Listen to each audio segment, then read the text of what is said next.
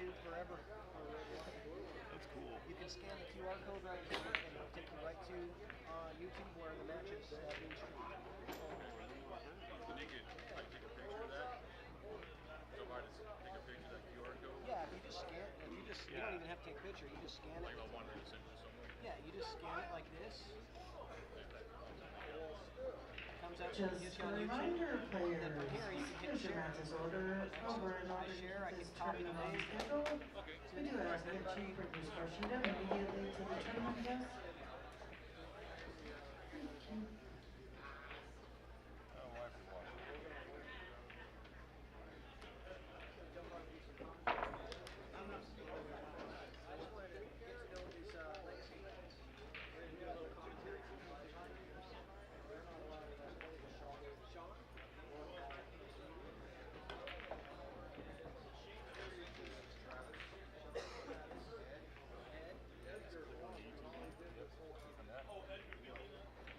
Right to it. And then you'll see share when you load.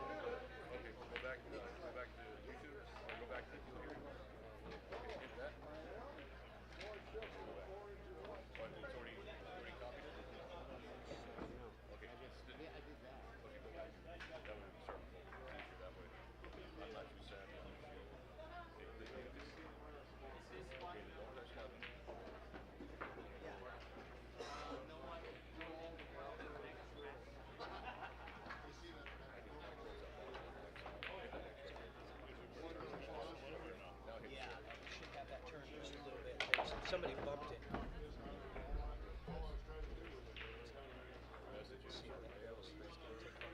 A little lag, yeah.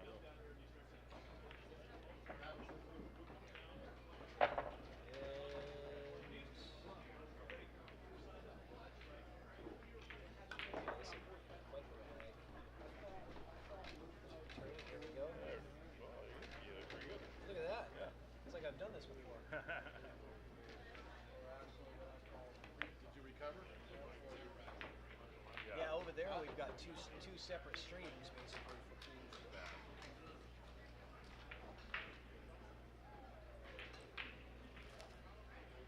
Yeah, so you can't really do teams over there, right?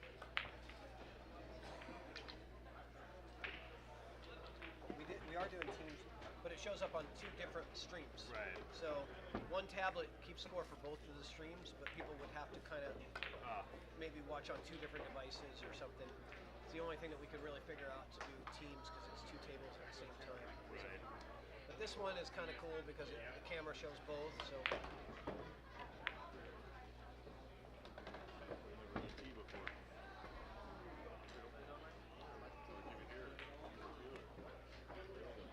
Somebody's gonna keep score, right? Okay. I don't care either. Well, we still gotta keep score on As here. soon as somebody starts, if more than one start doing it, I screw it up. It gets screwed up. So who's home, Wizard? We're home. So you follow Chad all the time. And yes, we rack and break. Yep. You guys ready?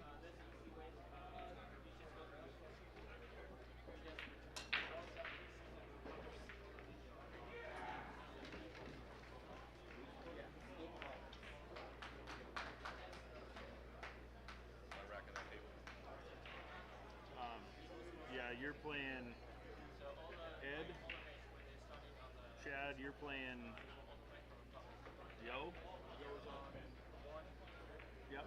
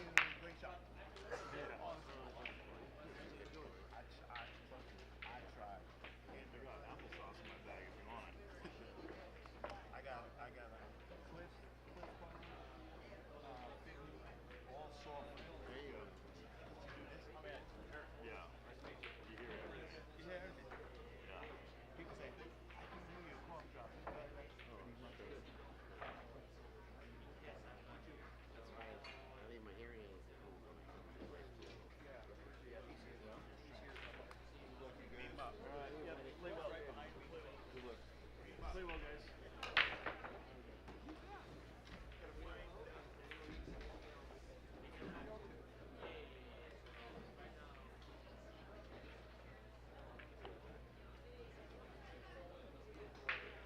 Chad, you took my rack, right?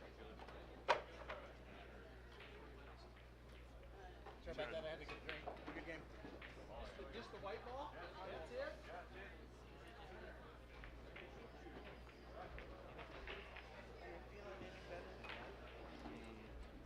A little bit, but not really. I don't know. Well, let's move them all down here. Houston, we have a problem.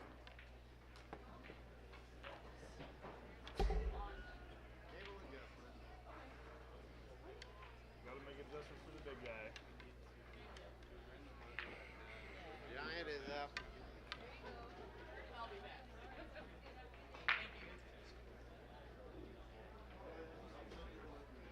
Is that a team name or a state name? I don't get it.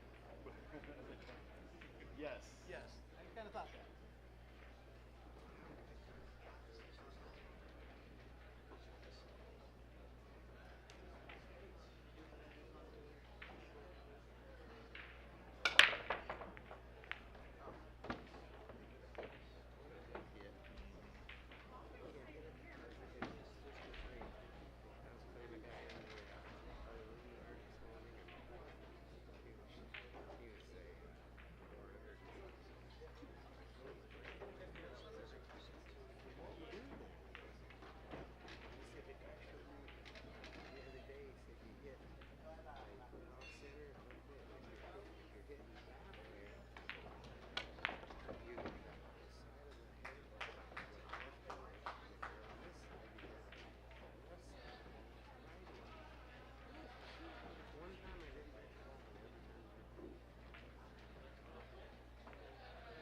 Just a little off.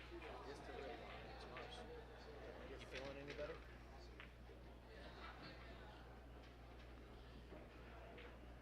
Get him, Robert.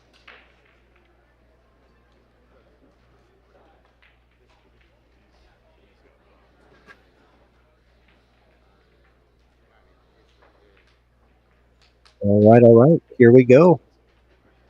I think somebody. No, we're good.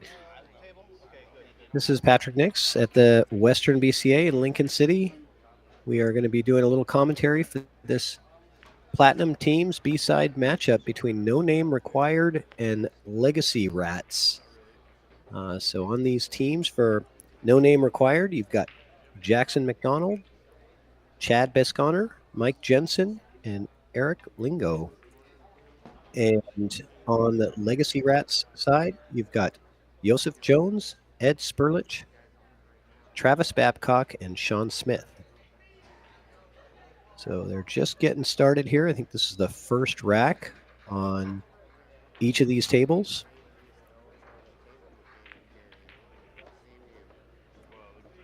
And on the front table here, we've got Chad Besconner going to work.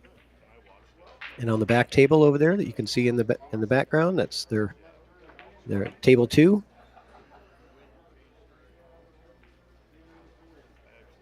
That is Travis Babcock over there.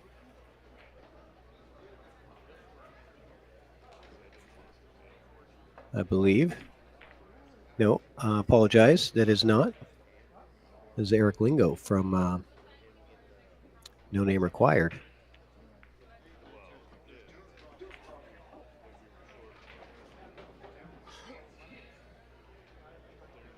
Okay.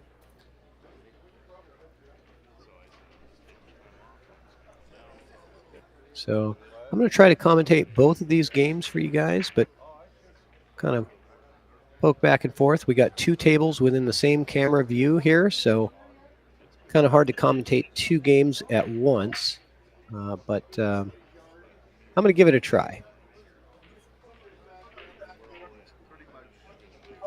So both of these teams very strong.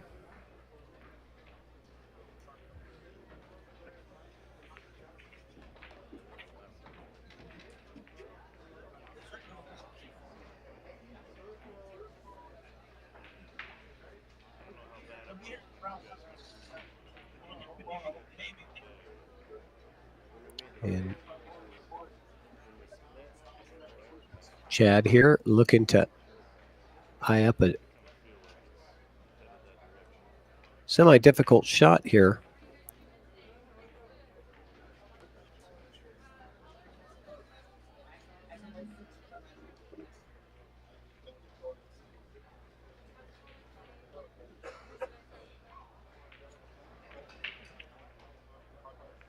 Nice. Good control on that cue ball from Chad. Gets down there, hits that 11 ball. And really it was just damage control at that point, just trying not to give up too much of a shot, knowing that he's given up the table. Didn't really have anything offensive to go with there.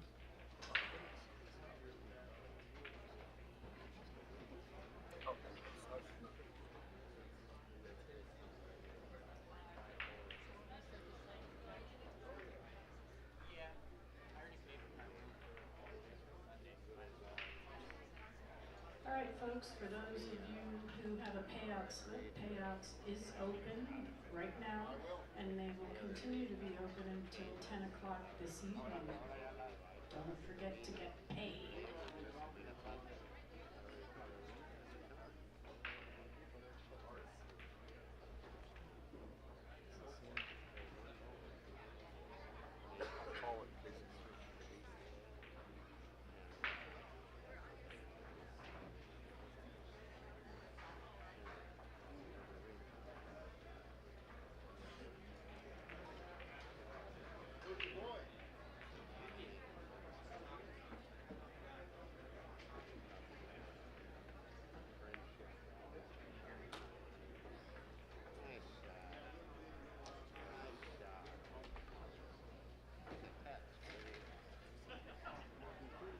All right, so at the table now,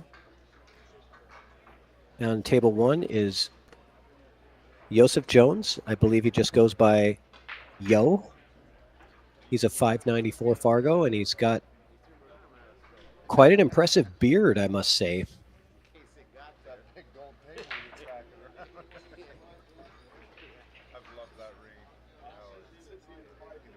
And Yo is solids.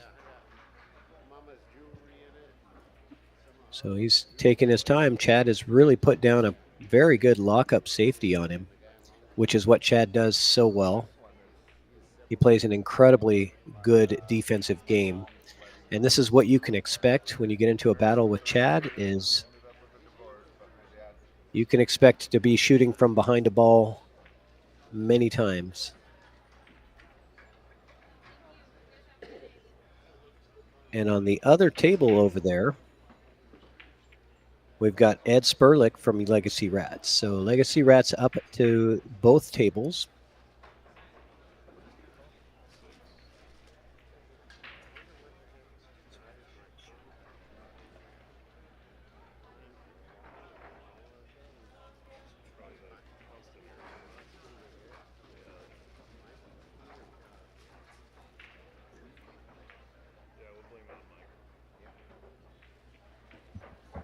All right, let's see what Yo can do here. Good attempt. That was a very good attempt to try to get a hit on that 2 ball, but that's going to give up ball in hand to Chad Bisconner with no name required. And one thing I like about watching Chad play is even when he has a real easy scenario, he still is very calculated about how he goes about things. Oh, tough break there over there on the other table for Legacy Rats, Ed Spurlick with kind of a pop shot on that ball, and it just pops it right out of the pocket. So that's given up the table to Eric from No Name Required on table 2. And just so you guys know, this is table 2 and this is table 1. So when I'm referring to one or the other, you guys kind of know what I'm referring to.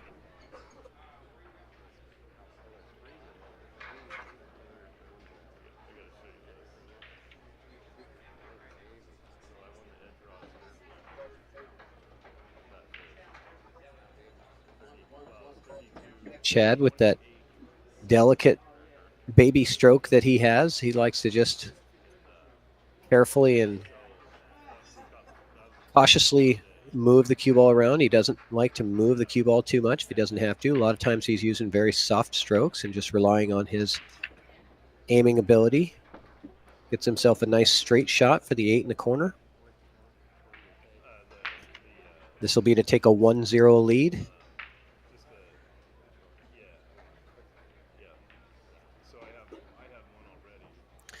And this is round 5 on the B side.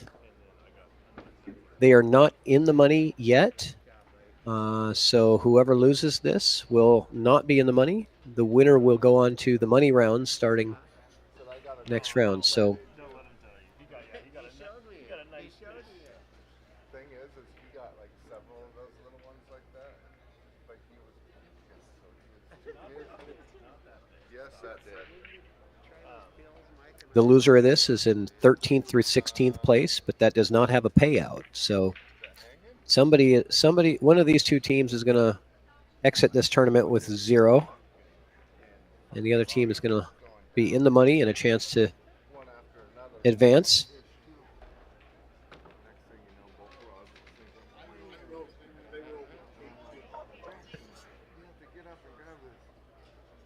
And no name required. The only team that they lost to was Stan Taranjo's team,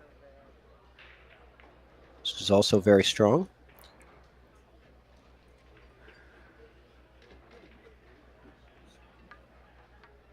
So now Jackson McDonald racking the balls on table 1. And on table 2, another one goes to no name required. Mr. Eric Lingo takes care of business with that one.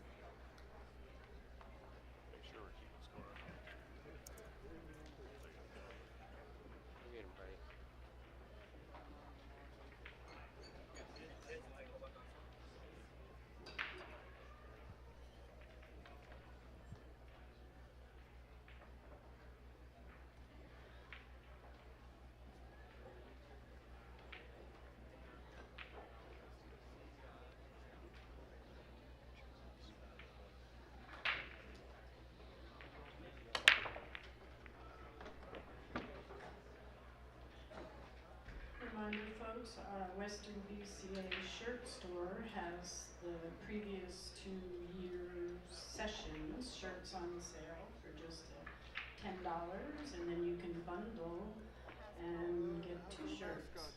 So come and visit us at the Western BCA store. Oh, here we go. Hoodies are $25 for past event, t-shirts are $10, and bundle a hoodie and t-shirt for 30 smackers. What a bargain.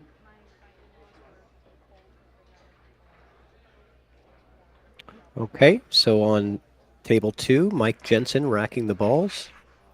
And on table 1, you've got Jackson McDonald. Puts down a good break.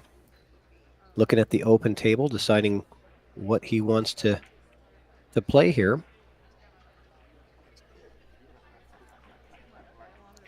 Figuring out the rack.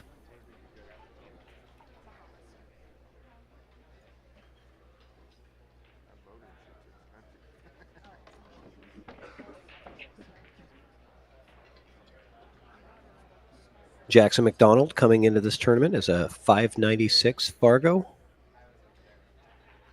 Mike Jensen, a 612.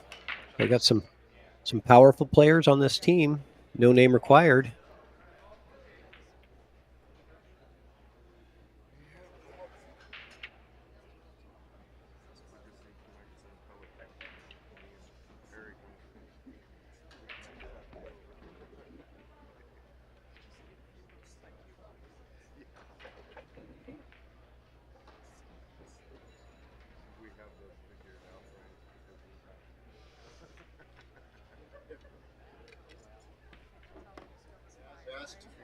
I live in 1002. Yeah, they farthest right next to me. They could blame that one on us. And up over on table 2 currently, Sean Smith for Legacy Rats. Jackson with a jump shot. He's earned the nickname Jumpin' Jackson because of his jumping skills. I think we might have given him that nickname because he made an incredible jump against my team. He jumped full ball, landed on top of another ball, gets perfect shot, goes dead center in the pocket, and draws it back for perfect shape on his next two balls. It was absolutely an unbelievable shot. And unfortunately, it came against my team. But he's definitely got some good skills.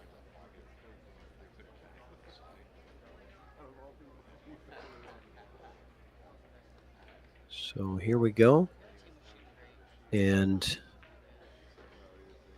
Travis Babcock on table 1. Calling the 7 in the corner. Gets it down. Watch out, cue ball. He's good. Gives the 4 ball a little nudge and kind of puts it into a 4 ball, kind of went into a sticky spot. So he does have options on the 6 or 3. I do believe the 3 plays in the side pocket here, if that's the way he chooses to go. But if it doesn't, he certainly has the 6 ball. But I believe his concern is on the 4 ball now, since it got bumped into kind of a bad spot there.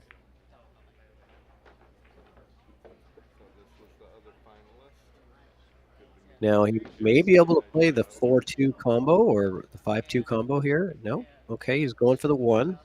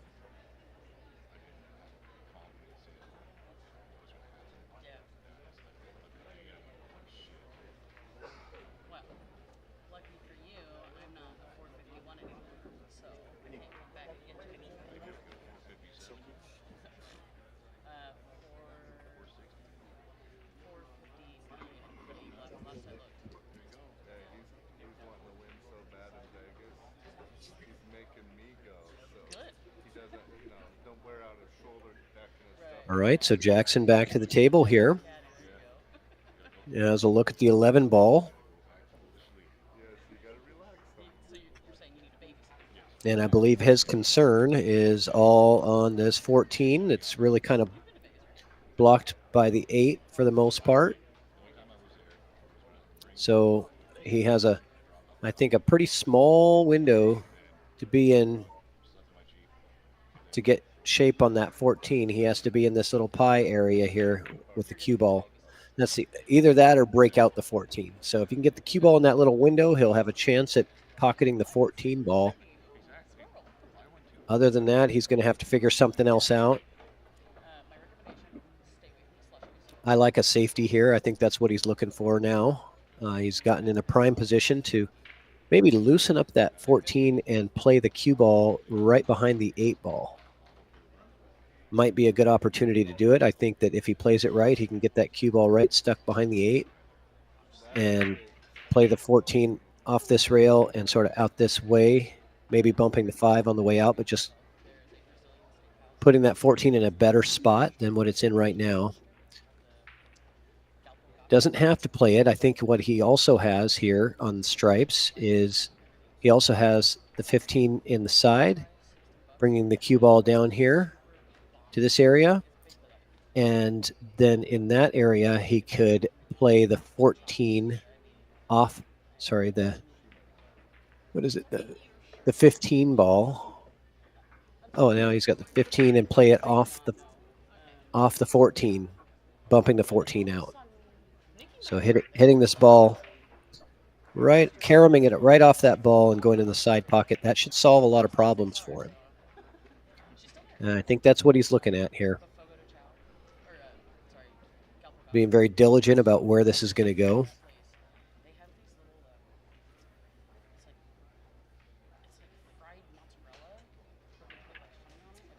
It's in a pretty good spot here. I like it. This is the shot that's going to determine whether or not he can win this rack on this inning. I do think that he has to hit it fairly firm because he wants that 14 to come all the way out as far as he can because it doesn't have this pocket. This pocket's blocked, so he wants to make sure that that 14 goes into a place where it's shootable to another pocket. So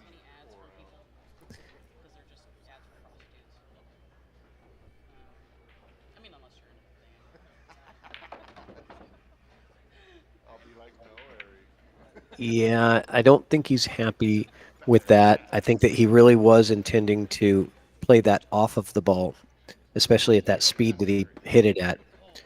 He wanted to carry him off that ball, but you know those are hard sometimes. Your mind is so used to putting the ball dead center in the pocket. It's hard to aim anywhere but the pocket, and he had to aim a little off the pocket to hit that 14.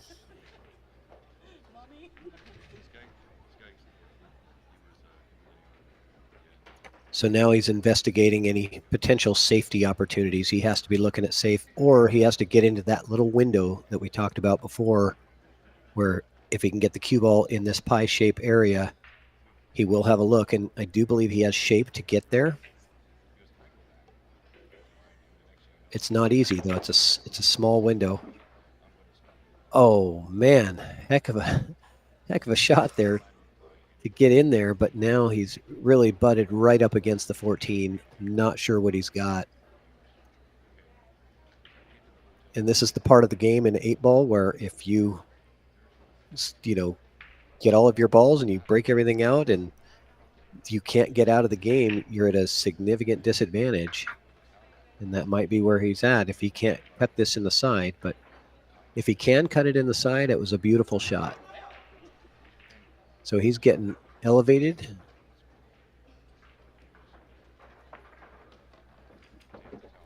And heck of a shot there from Jackson McDonald. Elevating on that and bringing that cue ball right off of the 4, and he has a clean look at the 8-ball. This is a very quality out here by Jackson McDonald. Well done. 2-1. No name required.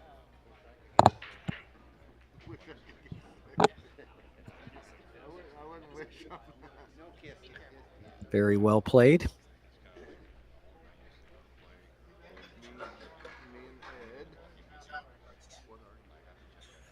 And on the other table, we've got a little bit of a mess here. We've got Sean Smith from Legacy Rats at the table, trying to figure out what to do because you've got all those stripes that are just sitting there blocking that 2-ball, and the 2-ball blocking the pocket for all those stripes. So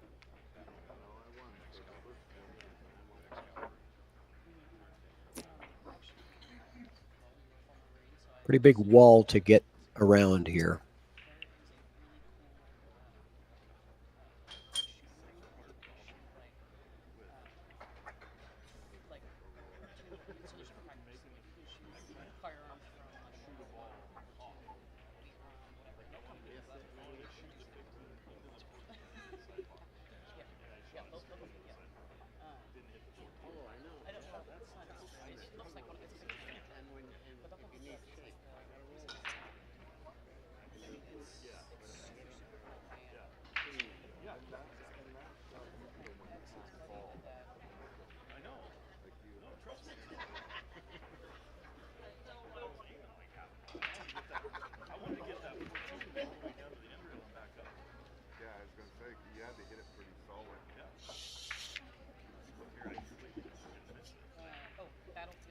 And the microphone there is on the camera that's very close to the players, so we're getting to hear a little bit of their post-game comments.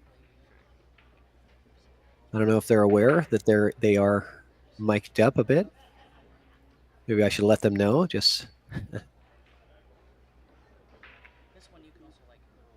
make sure everything's good. So a good attempt from Sean Self on table 2 over there to get to that 2 ball, but he wasn't able to get around that wall of balls. And so that's going to give up ball in hand to Mike Jensen.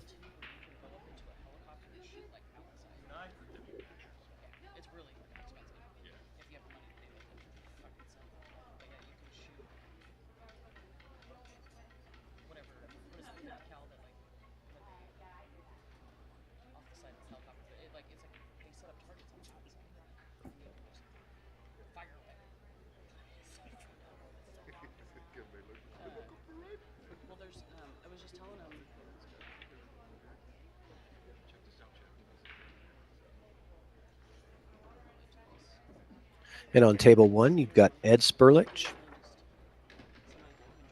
for Team Legacy Rats. 593 Fargo with the break here. Pockets a ball.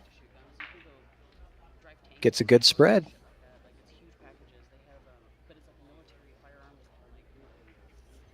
Very nice spread here on table 1.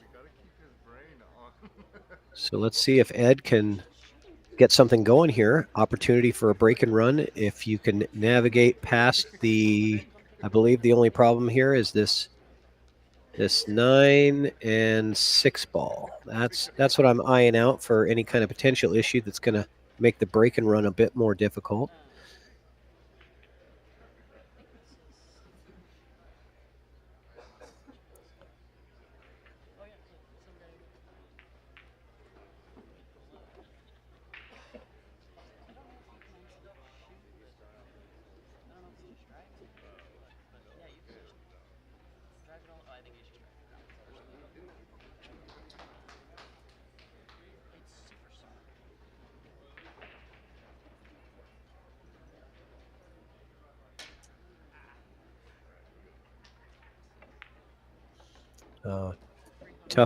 Tough break there on the foul by a miscue foul by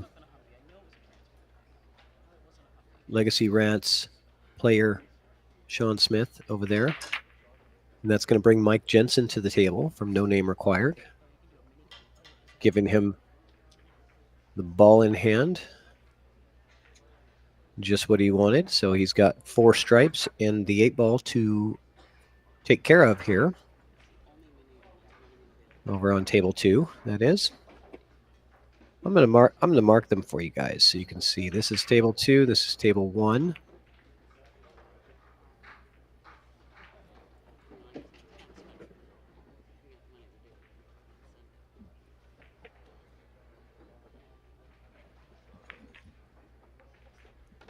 Okay.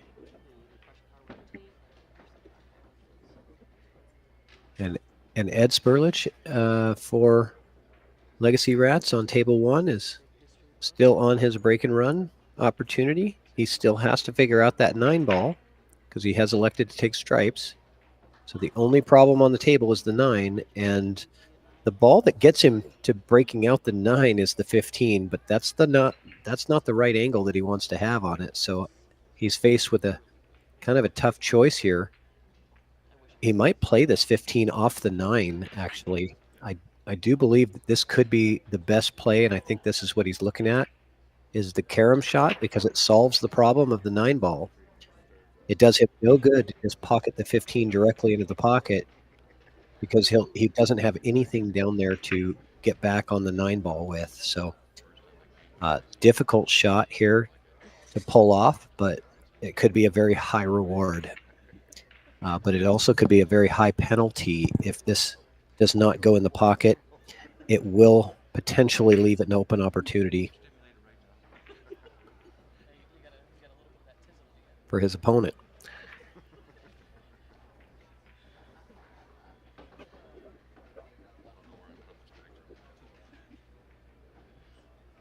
And meanwhile, Mike Jensen over there on table 2.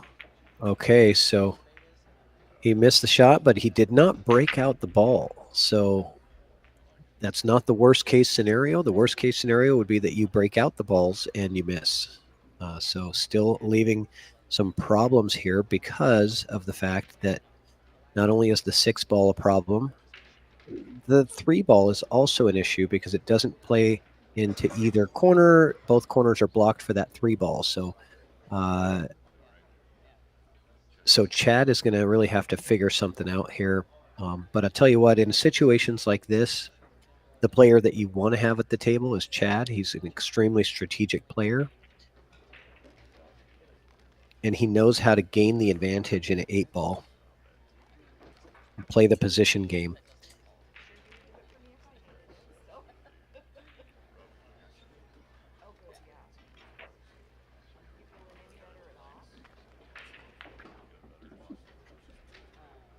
Oh, Mike Jensen with a serious error over on table 2. Big time error. He's disappointed with himself on that shot because he's completely hooked and cannot see his ball at all.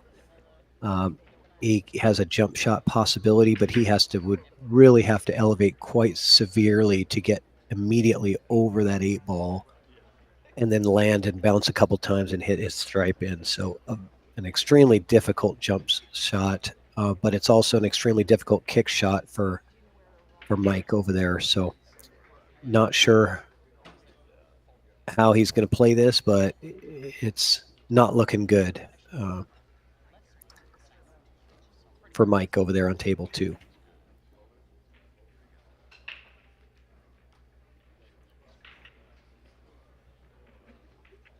Meanwhile, Chad on table 1, taking care of the 2 ball.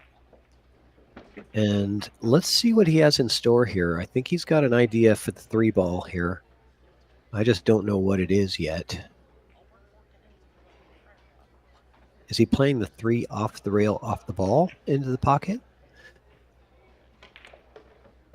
No, just wants to pocket that ball and not leave the opponent very much to shoot at.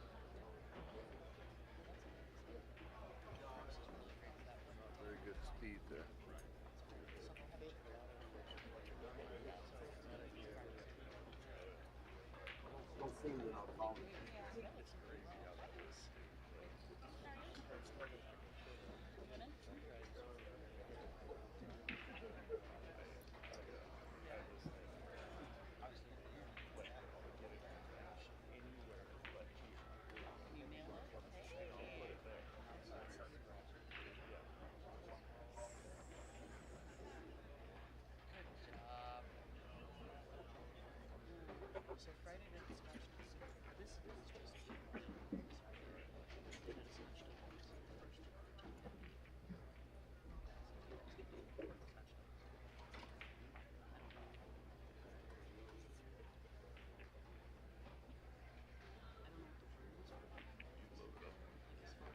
So I'm not sure what happened on table 2. I wasn't watching the shot, but now I'm looking back, and Mike Jensen is back at the table with an opportunity.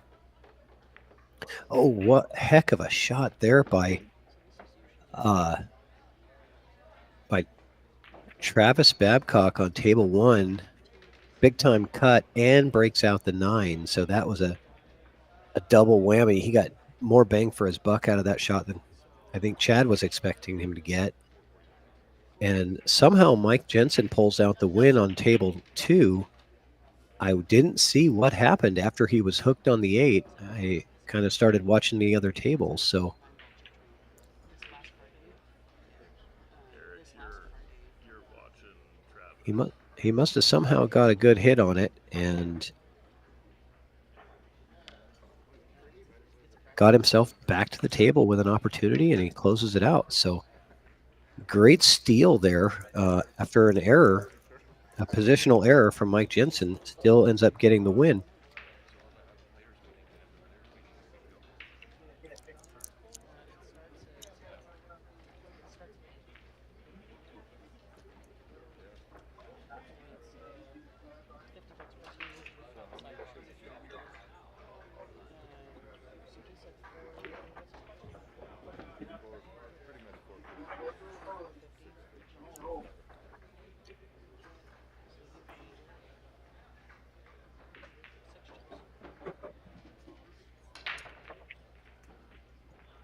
And Ed Spurlich with an opportunity to take down Chad Bisconner here and get his team its second rack win if he can just close out these last couple of balls, but it's not a guarantee here. He has to play that 15 to get shape on the 8. And I believe the 8 does play in the bottom, in the left corner, as you see. Yep. And he gets a nice draw shot. And obviously it does play here because that's the position that he was playing for. It may not look like it from the camera angle, but I can guarantee you that there's no way that he would have played that position if the 8 ball did not pass by the 3. It may not have the entire pocket available to him, but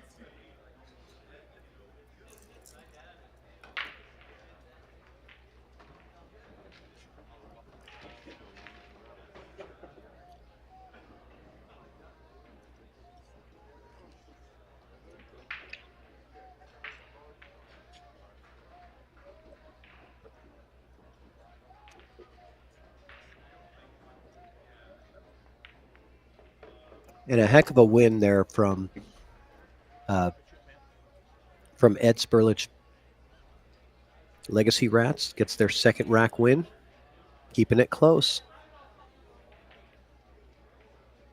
And that was a heck of a win because Chad didn't leave him much. He had to make a really tough cut and break out a ball, and he got both in with same shot.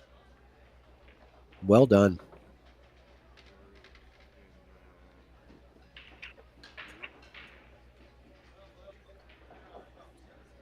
Some pretty good pool already from both of these teams. You can tell why the reason that they're both still in it in these later rounds. They're both tough teams here.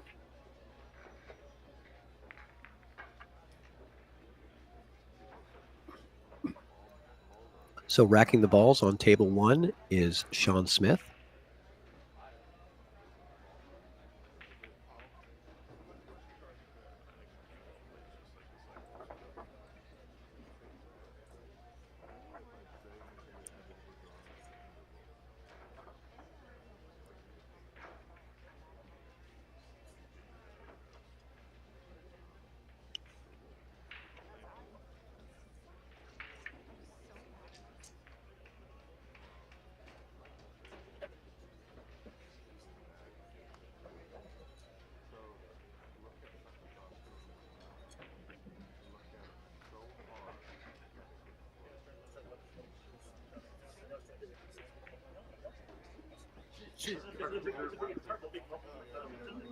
And I believe that's Eric Lingo up at table 2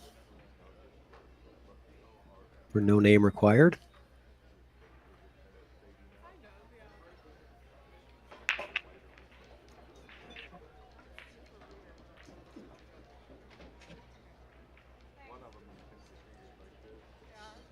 Eric is the lower Fargo rated player out of both teams, coming in at a 444. And typically, you just ask that they, when you have the lower rated player, you just ask that they win half their game. If you can win half or even close to half your games, and then let your bigger guns get the higher percentage, your team's probably going to do pretty well.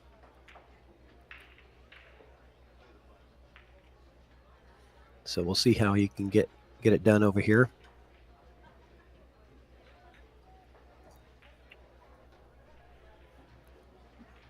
And on table 2, so you've got.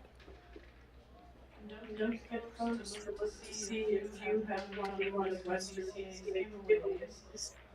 There's a poster out in the hall that says, "Did you win?" There's quite a few names on here, and we're waiting for you to pick up your gift.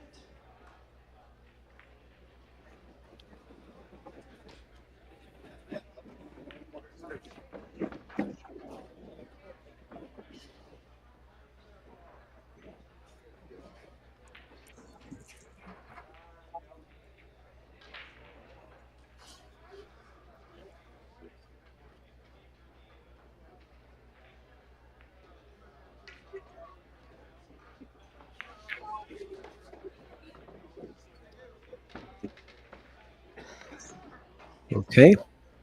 So Sean Smith a 546 player on table 1. Got an opportunity with solids. He does have to navigate the 1 and 3 ball issue, but I believe that combo might play down here. I think the 1 ball and 3 ball are sort of wired up to, mostly wired to be able to play to that corner. So he might be trying to figure out where he wants to be to get an angle on that combo. I think that's probably the better odds. Instead of breaking them out, you probably did want to take the combo. I just like taking it earlier versus later in the rack, because with combo shots, you kind of don't really have a whole lot of control over that middle ball that you're hitting. So you could easily get out of position.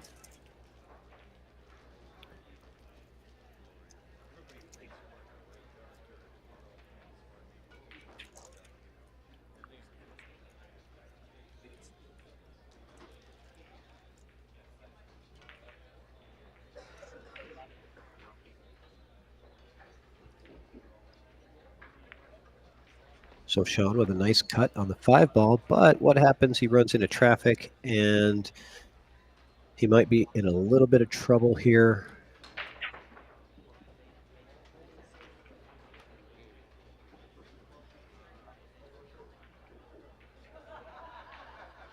And Eric Lingo up on table 2, eyeing out his situation over there.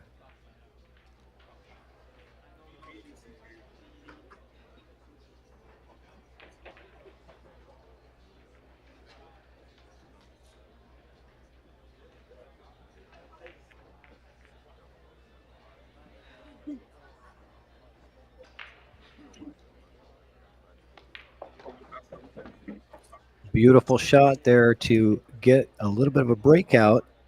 Pockets the 7, and I think he's got the 3 in the side. However, I'm not sure that angle really leads him to anything decent on the 1 ball. So not out of the woods just yet for Sean on table 1 for Legacy Rats.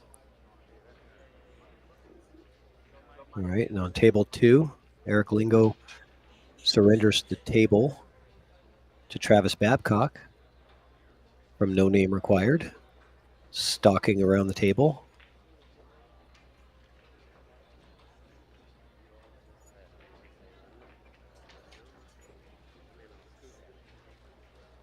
Taking a good survey of the landscape here. There's a lot of issues on that table.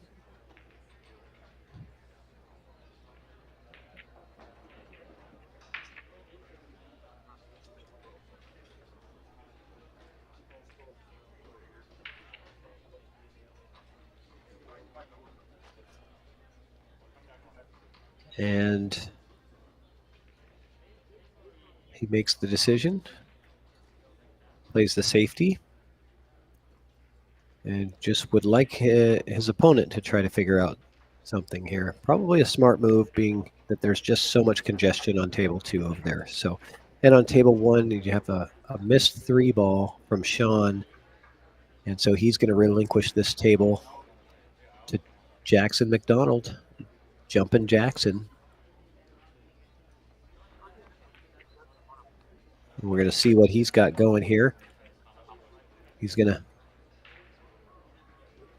coming around to really survey this issue here with his 2 stripes that are tied up over there. Kind of seeing how they might play. He might be looking to see, he's in the angle to look to see if this 13 is wired to go down here.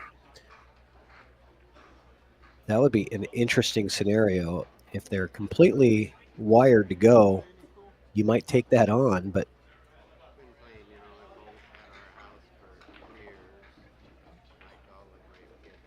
you always have to look at it. You never know. But he could also play a safety if he doesn't really like the layout. I think he has a safety opportunity on this ball right here. Coming right into this ball here. That's not a very straight line. I'll try again. Safety right into this ball, leaving the cue ball right behind the 8 here, somewhere on the rail down here.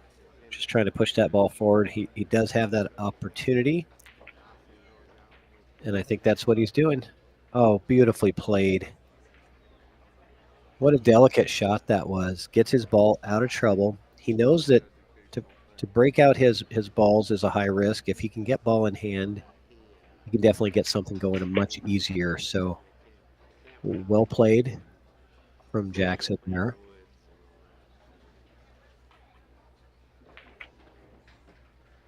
And meanwhile, back over at table 2, Eric Lingo. He's going to try to get something going over there. Punting the 2 ball off the rail. They're going to play a little cat and mouse game. Speaking of cat and mouse, we've got Jackson and Sean on table 1 with a bit of a back and forth exchange, and Jackson not wanting to pocket at any of his balls until this problem is solved.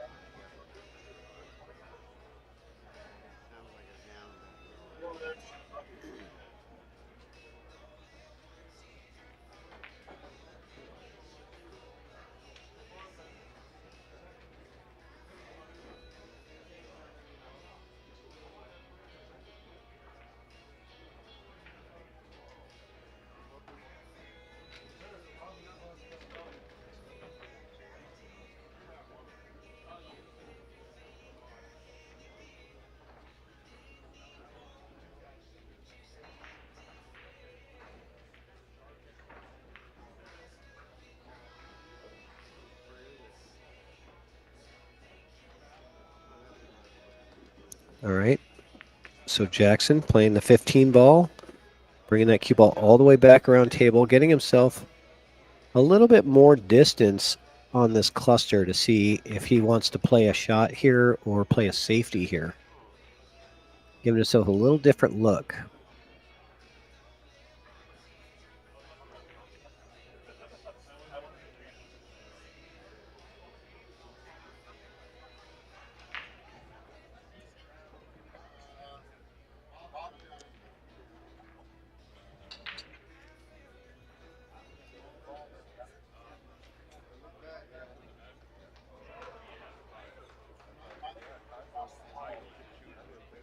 Nice shot from Jackson, taking that 10 ball down. And I'm telling you, I've just been more and more impressed every time I watch him play. He's a very strong 596.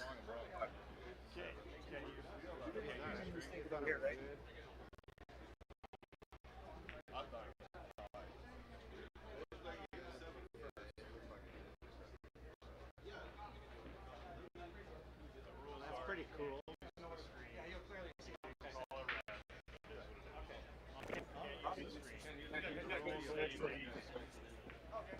Oh, okay. We just learned something new.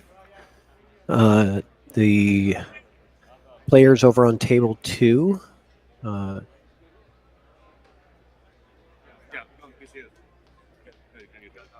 Eric Lingo and Joseph Jones, were asking to see a replay of one of the shots to see if it was a legal hit or not. And we were just informed that you cannot use the live stream to replay shots to determine if it was a good hit or not. That's new to me. I didn't know that rule. But being that we're here live streaming, probably it's good to know, because I have had actually somebody come up and ask me before to see it, and we did show it to them. So, but we don't make the rules. We're just here to provide the entertainment for the players. Well, you can just go.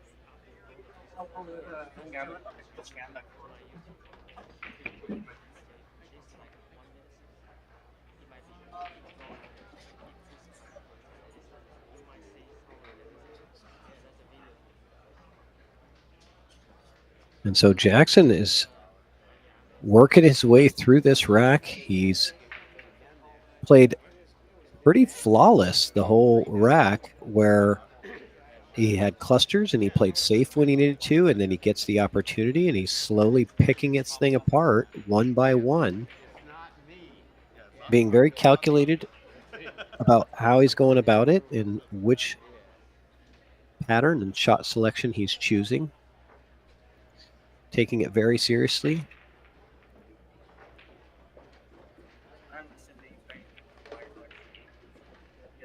I'm going to play the 9 in the side next, I believe. Now, I'm not sure if the 13 plays by the 1. That's the big question in my mind. But being the pattern that he's chosen here, I have to think that it does play. And now yeah, it does, because here he's eyeing out where he can get the cue ball to still have shape on the 13. Okay, so he does have a slight angle on the 9. He does have a slight angle on the 9. It's going to get him just past the 3 ball. Well done.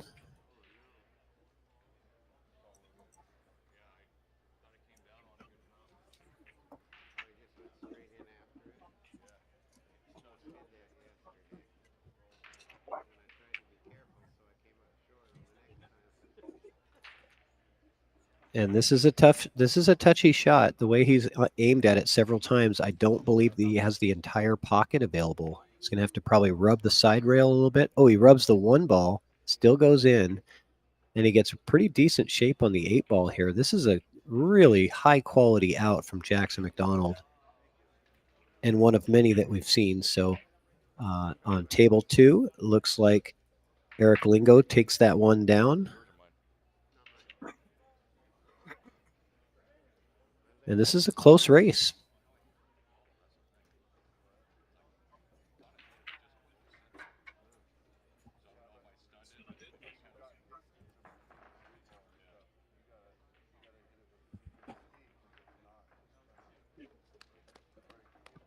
Jackson McDonald closing out that rack. And that was a big time rack. A lot of problems. Very well played. And he never really looked rattled or flustered at all. It was all staying very calm and composed and getting a really good position on every shot. He never had to really work too hard. He picked the pattern really well.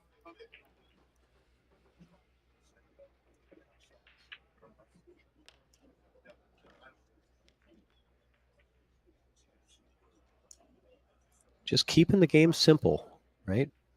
Don't try to do too much.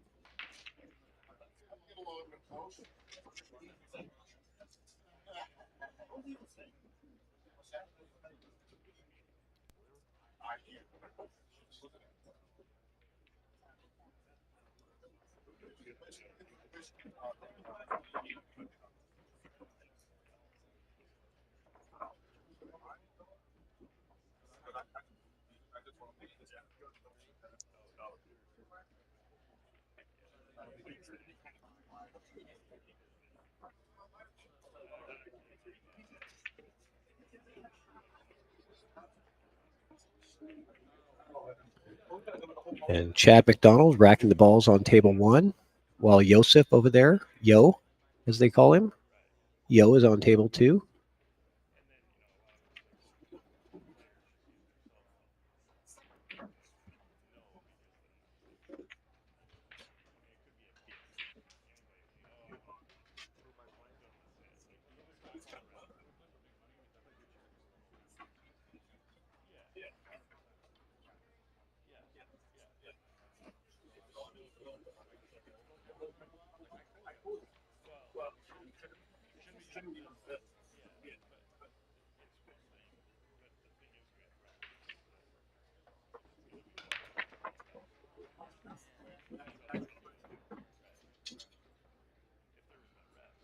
Yeah, very good break from Chad Bisconner here.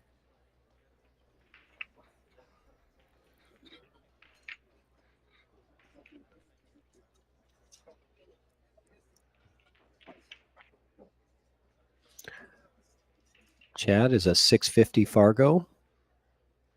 Very talented, very tall left-handed player.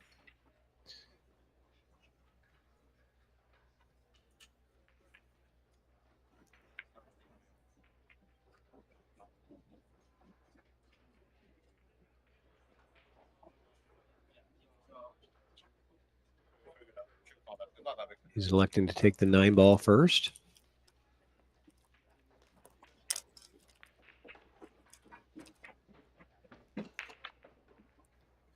Bring the cue ball straight back out. I think he's looking for that 11 ball to either break it out or play it. I don't know if it plays. That's the question, is if the 11 ball does play here.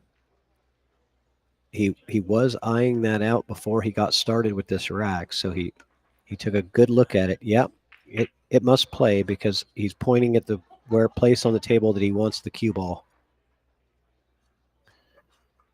So I'm going to assume that does play there. And once he can solve that problem, the only other problem would be the 8 ball, which is tied up to the 4 here on the bottom rail. So one thing at a time, though. You got to take care of this first problem first. And he had to try to cheat the pocket. I understand that. He had to try to cheat the pocket there to get position on the 11. That caused the miss, but not a fatal mistake because it's just hanging in the pocket, so making it almost impossible for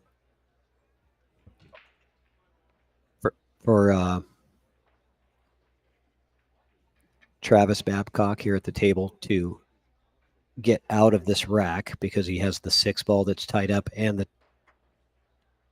the 4 ball that's tied up to the 8 ball. So he's got a couple of problems here. And kind of the challenge with breaking out the 6 or the 4 is there's no solids that are really close to them, right? That you don't have anything that's really close by that you can use as a breakout ball. You have to go up and down table to break out either one of those clusters, which is, I believe, what he was kind of attempting there on that last shot. And Travis is a 551 Fargo. But I honestly think that at the end of the day, we should just about 100 points difference in Fargo rate between the two players on table 1. And tying up now, creating another problem for Chad. So Chad now has two problems, 3, really, if you count the 8 ball. But his immediate problem is he doesn't have shape on a ball. So based on what I know about Chad's style of play, is I think that he's going to take this cue ball off of the 10 ball with a little bit of left spin and try to get that cue ball to come up right behind the 11 and maybe just nudge those 3 and stick the cue ball right behind the 11. That would be an excellent shot if he could pull that off, but I don't know if that's really available to him. So he's not looking at it, so he might have other ideas here.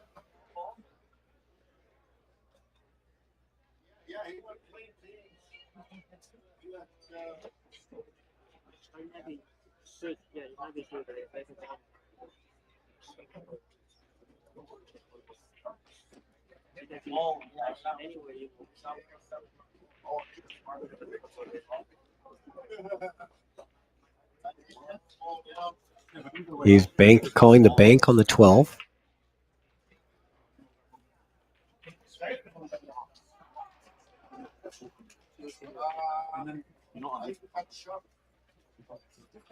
And meanwhile, on table 2, Mike Jensen coming to the table for no name required.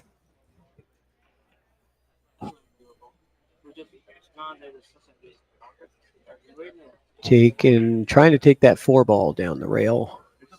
Also just a little short of making it, but does block that pocket down there. So, okay, back to table 1 action.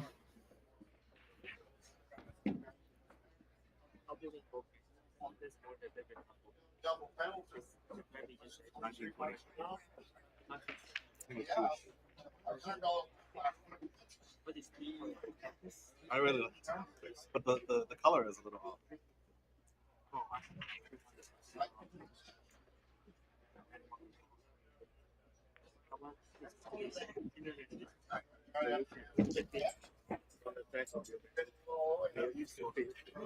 Oh, I like that. So Travis looking like he called the safety on that ball.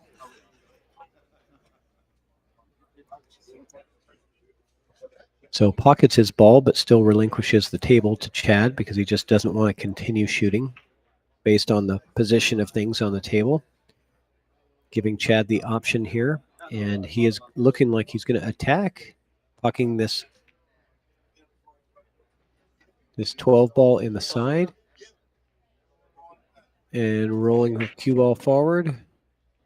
What's he going to have here? He's got the 14 in the side. The 15 is just hanging in the jaws of the pocket, deep in there.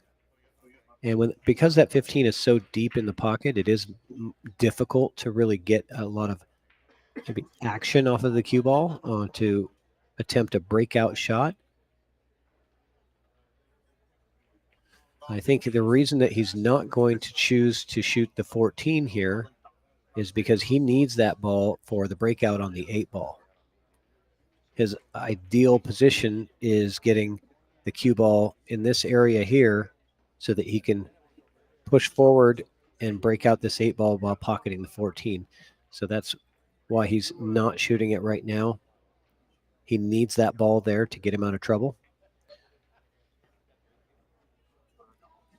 Oh, I take it back. He might play it in the corner and break out the 8 right now. Not a bad idea. But missing the shot. And again, not a fatal miss because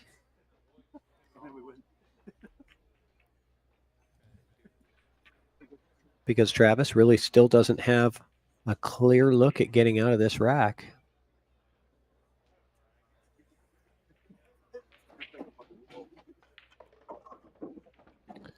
Drilling the 1 ball. Great shot from Travis.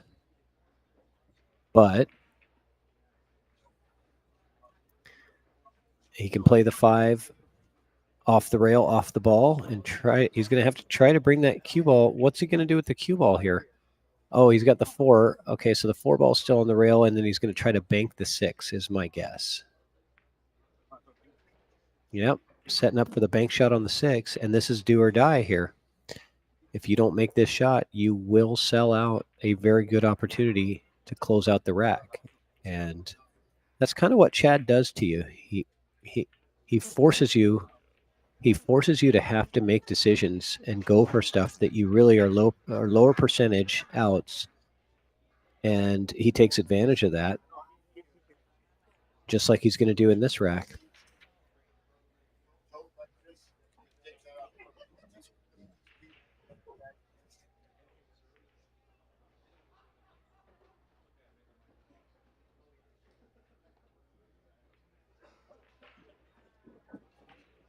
So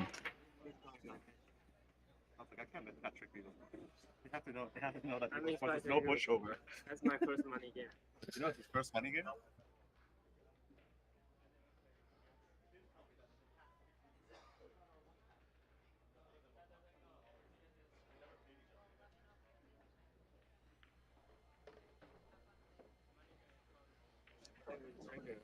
okay.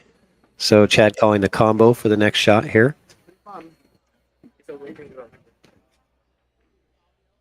I think that's it. Yeah, just stay on.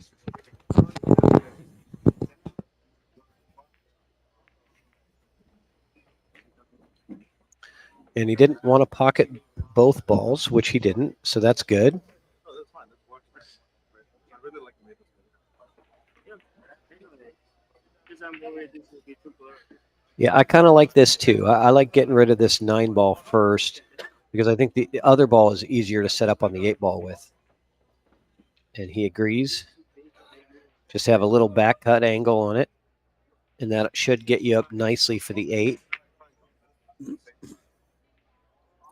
I'm thinking that he's probably going to push Drew and play the cue ball this way to have shape in the 8 in this side pocket here.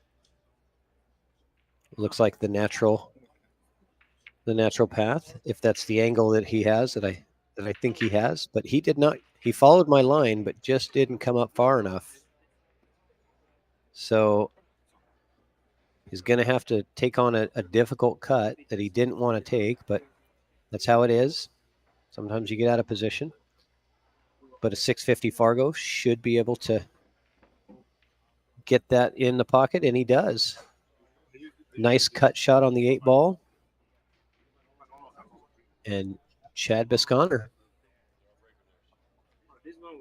puts his opponent in the corner with some very good defensive shots, gets the opportunity and gets out.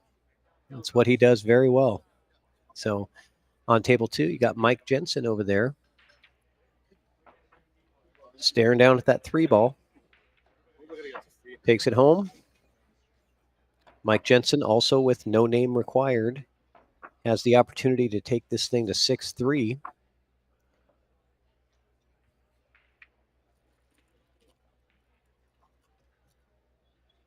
With a couple of good shots here. So I believe he just wants to get right off this ball and right into this area here and get nice and straight on the 6 ball.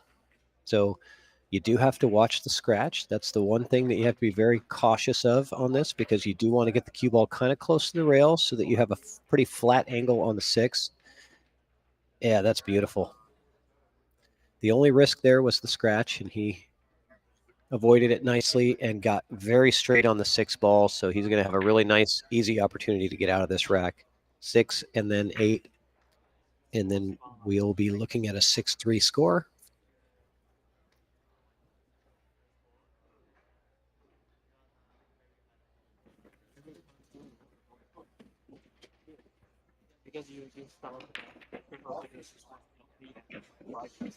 Okay. A great break from Eric Lingo from No Name Required. Puts down a good solid break, gets a good spread, a ball in the pocket.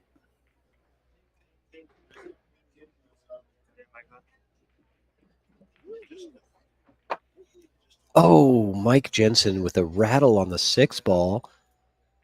And that it may not have been as easy as what it looked like from over here, because he did take a lot of time with it and have to put a little bit of a stroke on it. So I'm not sure exactly what was happening over there from Mike, but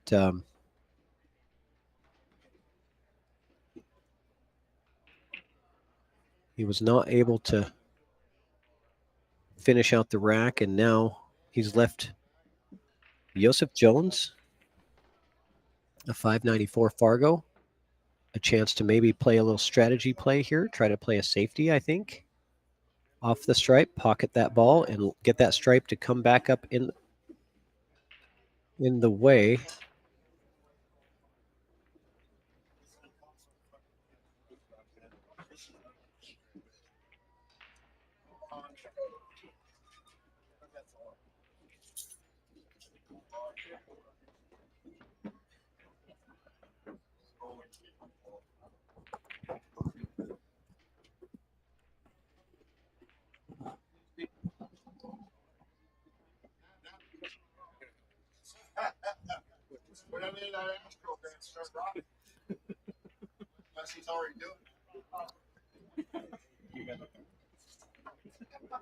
And Eric Lingo on table 1 had to jack up significantly to get the draw stroke on that ball.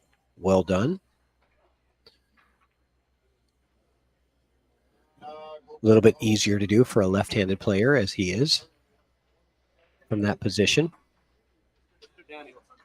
but still difficult being jacked up over the ball like that.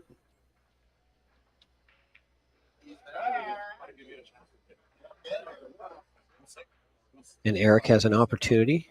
Okay, Mike Jensen with the kick shot, missing the 8 ball, giving up ball in hand to Joseph.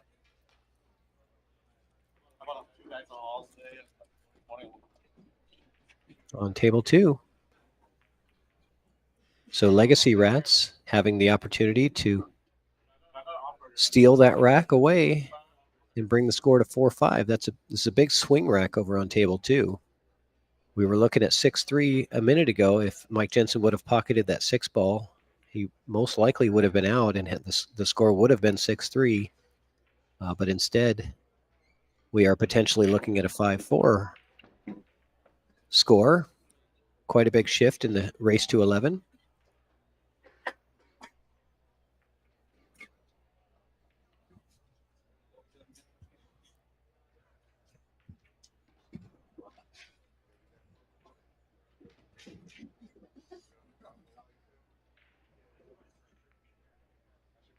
Oh, that's no good from Eric. That's going to be a ball in hand foul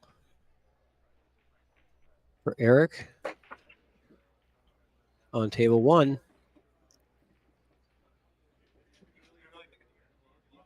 Ball in hand and 6 stripes and an 8 ball left. Nothing in the way. You just have to play the correct pattern here. I kind of like starting with the 13 just simply because it has fewer options for pockets. I think if you play the 13 into that pocket first, I might start with that shot. I think it opens up some opportunities there at the table for making everything else a little bit easier. If the 13 plays in the side, that's a good option too. I couldn't tell if it had that angle.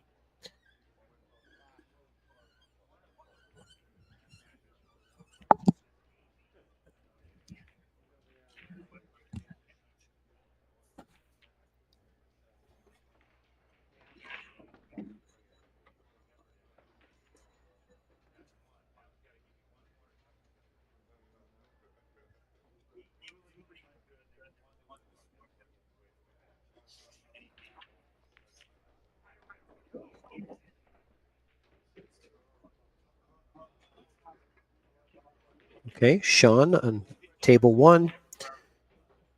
An opportunity here. This rack. And by the way, Josef on table 2 takes care of that rack, making it 5-4, as we kind of expected when he had played that great safety and gotten the ball in hand to get out.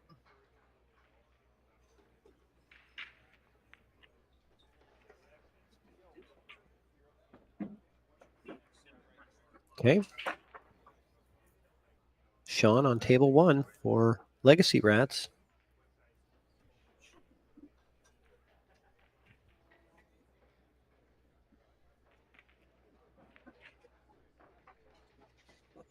A lot of movement in that stroke, so the nerves are definitely there. This is a chance to tie up the match at 5-5.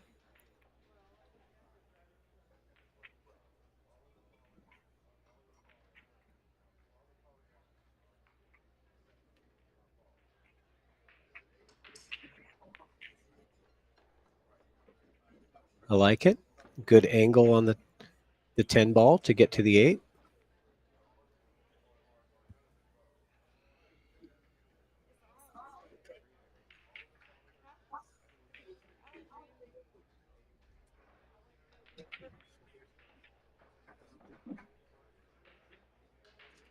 That should be pretty good. Roll this 8 ball in and close out rack number 10 in this race to 11. We got a brand new ball game after that 8 goes in, and it does. 5-5. It's on. Boy, what a swing. We were just looking at it potentially being 6-3. Now it's 5-5. So big swings here going on.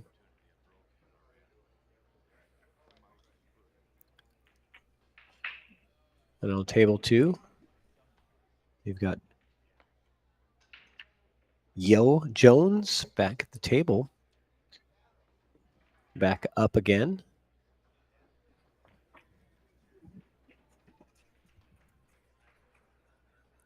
And table 1, Mike Jensen racking the balls.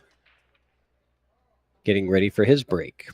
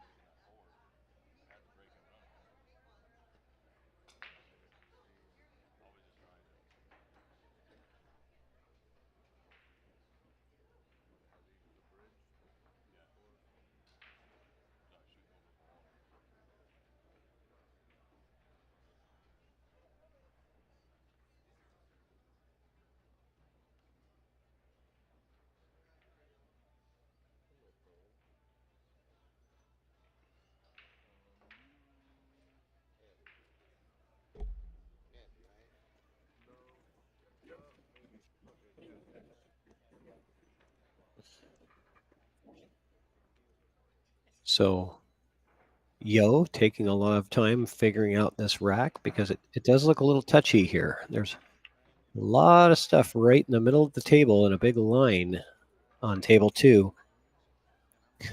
You got quite a bit of congestion. It almost looks like a drill setup here. Okay, so table 1, Mike with the second ball break. Hits him pretty good. Does he get a ball in? Looks like a dry break.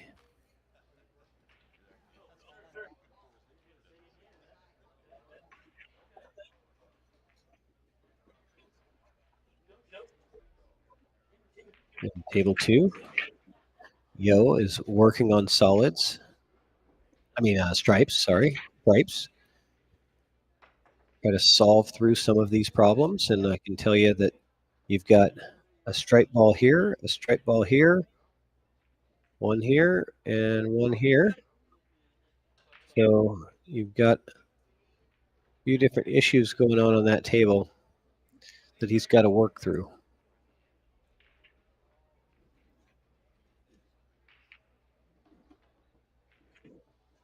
And slowly making the balls disappear.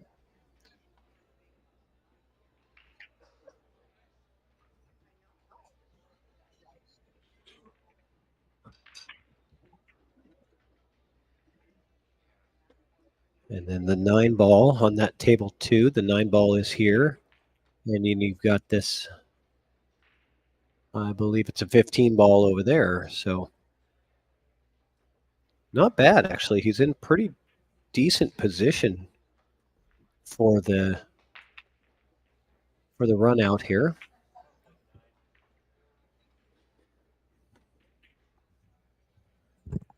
So on table 1, after the dry break from Mike Jensen, you've got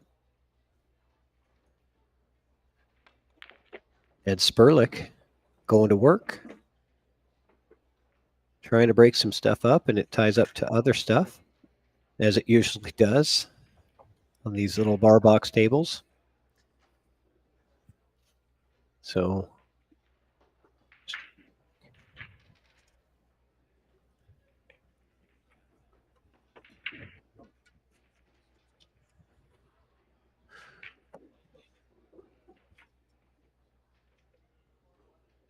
and Josef taking on the 10 ball here on table 2.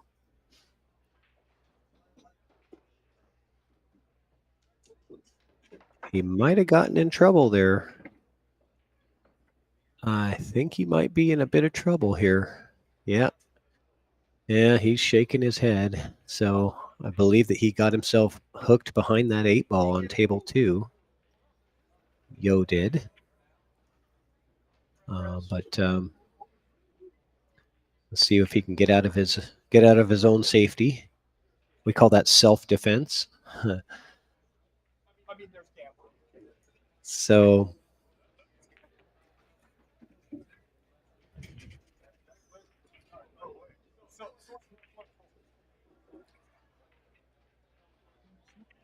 table 1, you got Ed Sperlich stalking back and forth like a lion stalking its prey.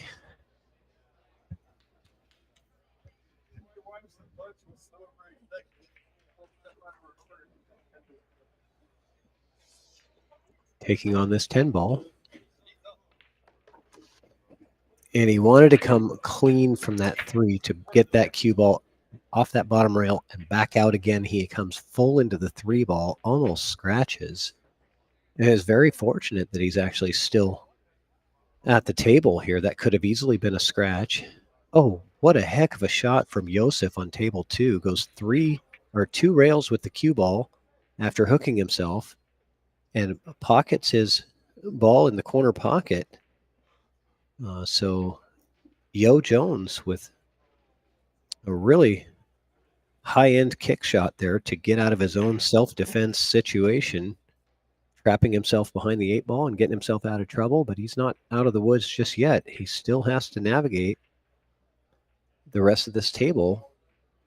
I believe that 9 ball is going to go in the side, so He's got the 9 in the side here. And then he's going to have to work from there to get position.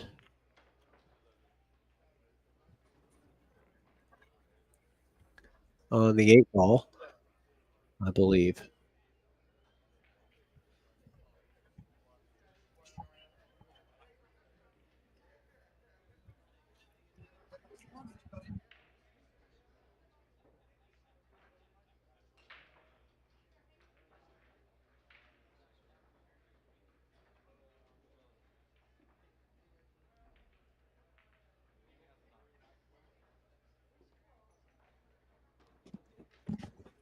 So Yo Jones takes care of his last striped ball with the 9, and on table 2, does he get shape on the 8 ball though? I don't know that he got shape on this 8 ball. I can't really tell from my angle.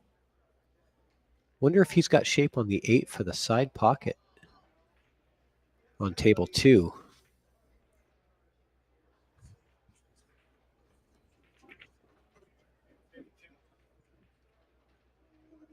No, I don't believe he does. Yeah, I don't think he's got shape on. I believe he can hit the 8 ball, but I don't think he can get enough of it to pocket it in the side pocket. So really close. I mean, if he's calling the side, all right. He's calling the side pocket, so we'll see. This is table 2 we're talking about.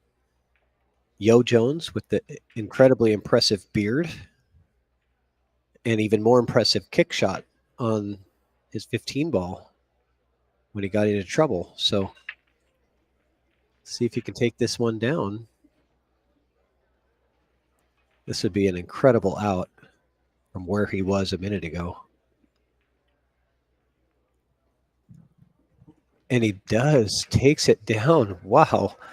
What a shot by Yo Jones. What an out. Gets into trouble, gets back out of trouble, and makes some great shots and closes out the rack. So Yo Jones with Legacy Rats gives them the lead 6-5.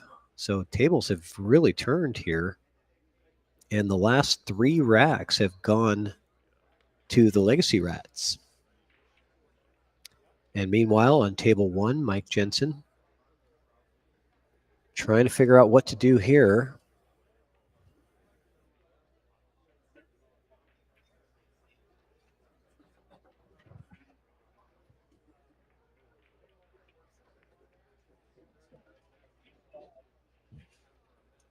Just kind of punting at that 3 ball, leaving a lot of distance,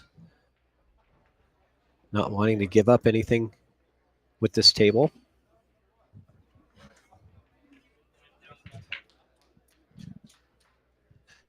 And Ed Sperlich coming to the table now with on table 1 with stripes. Definitely has some problems here. The 15 ball is a bit of an issue. The 14 is definitely an issue. What's he calling in the? Is he going to back cut the 15 into the corner? What is he, or is he looking at the 14? The 14 must play in that corner, so, interesting. I think this is one of those shots where you're playing it. Maybe you don't have the whole pocket, but you just want to get it in there, get it out of trouble, and get it kind of in that general area around that pocket just to improve your position.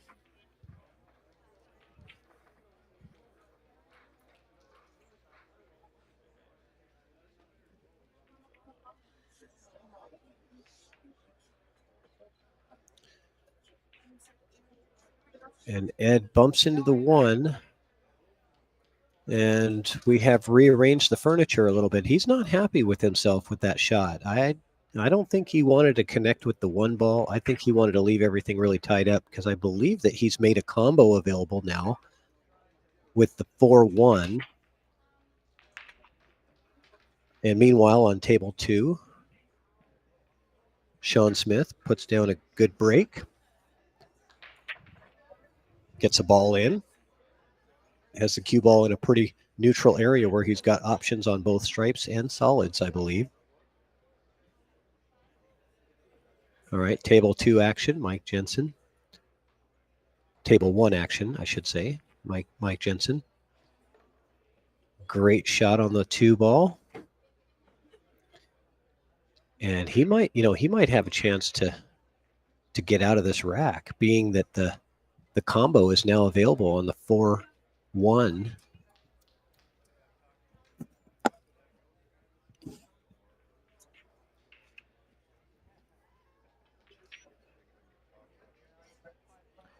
I'll tell you, Ed Sperlich was not happy with his shot on that 14 that he took. Really didn't want to bump that 1 ball. They were in bad position. He wanted to just improve his position on the 14, and it ended up going in favor for his opponent. And it looks like on table 2, Sean has elected to take solids.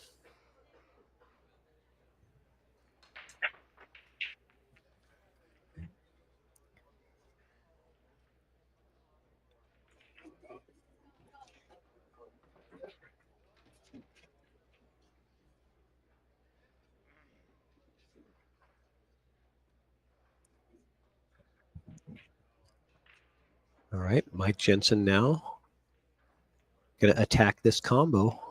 He figures this is the best opportunity he's going to have at it. Takes it down. Does it get the 4 ball in? Oh, that was the best case scenario right there, I think.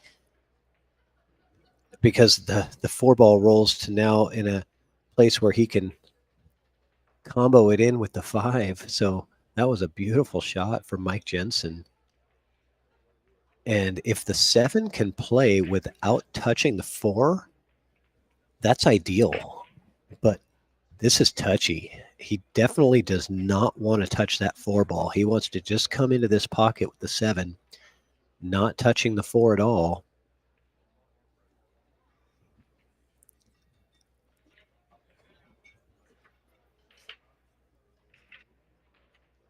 Because if he touches the 4, that's going to make the 5 ball much more difficult. Yeah, so he didn't get it clean into the pocket, so now it's going to have to be a little bit more work to get the 5 taken care of.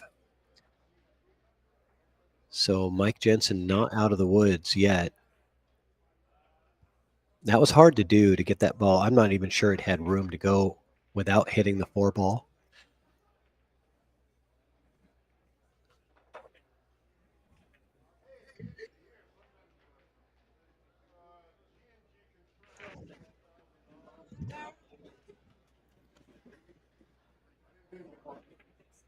And meanwhile, on table 2, no, it's hard to see because the camera's kind of impeded there, but he's working through off of his break, working through the solids here in this rack on table 2.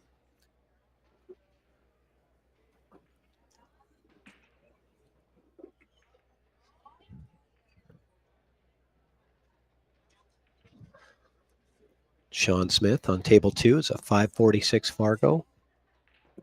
He is on a break and run if he can complete this, and I do believe he's come the distance to where he can't turn back now. In 8 ball, you certainly cross that line after about 4 or 5 balls pocketed to where you have to run him out. It's past the point of no return. And it looks like he's in line for the 1 ball, so he should be able to get the 1 and get out. If he can get it on the 8 ball after that, should have the opportunity to complete the break and run. And meanwhile, on table 1, Mike Jensen, eyeing up the 3, still has a problem with the 5 ball. He's going to use a lot of extreme inside English. And back to table 2, Sean got really close to that 8 ball. He wanted to bump that 8 ball. So working off of his break and run, I think if he gets a good bump on that 8, he's probably going to get out. But he locked himself right up to the back of the 8 ball and he doesn't really have Why? a really good opportunity now. So I'm good. it's kind of funny. It's a tough situation for Mike Jensen for no name required on table 1, and it's a tough situation for Legacy Rats for Sean Smith on table 2. So let's see how these racks turn out. These could be big swing games, being that the score is so close. Players are fighting hard for every single point.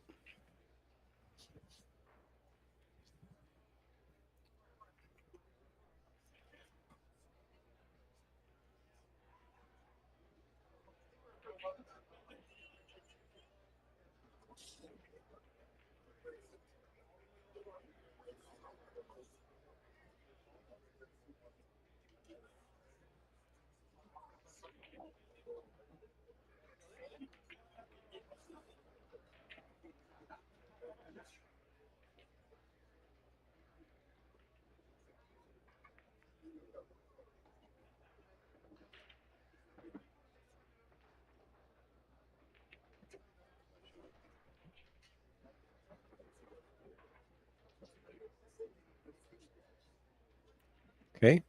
Strategic shot by Mike Jensen to just pocket the opponent's ball, opening up his 5 ball, and really leaving only either a back cut on this, a severe back cut on the 14, or maybe a bank shot on the 14 if he can play it by the 5. I'm not sure if he can. If the back cut is not there, he might have this bank shot where he can just try to bring it behind. I think there's room to go behind the 5 off the rail. So, yep, he's calling the bank shot. Let's see what he's got. And meanwhile, table 2, you got Chad Bisconner over there licking his chops because this is the kind of rack that he's looking for. His opponent tried the break and run, gets all 7 of his balls out of the way, and now Chad has nothing in his way to just work through the rack and complete the table run. Okay. Ed Sperlich with the big-time bank on this 14 ball. This is a high-pressure shot.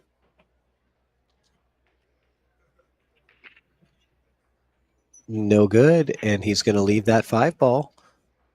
However, the 4 also needs to be paid attention to. So I think that Mike Jensen's going to have to play the 4 ball first, because I don't believe he's going to be able to get shape on the 4 if he goes 5 first, especially with that 14 sitting there blocking that bottom rail to come off of. So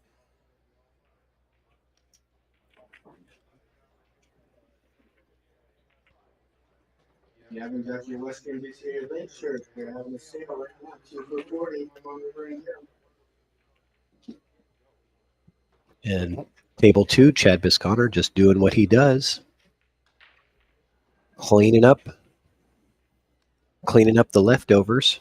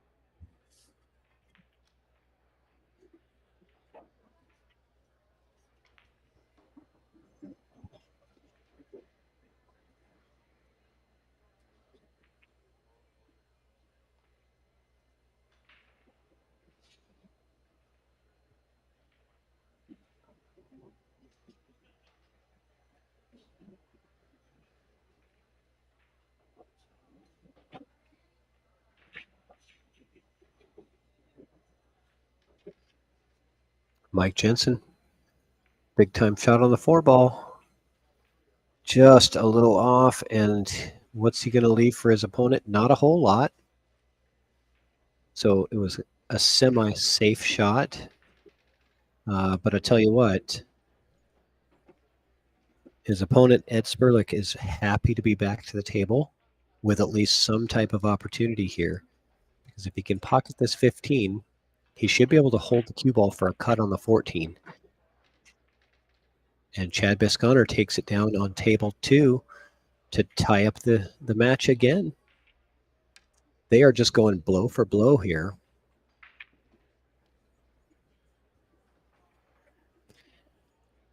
And let's see.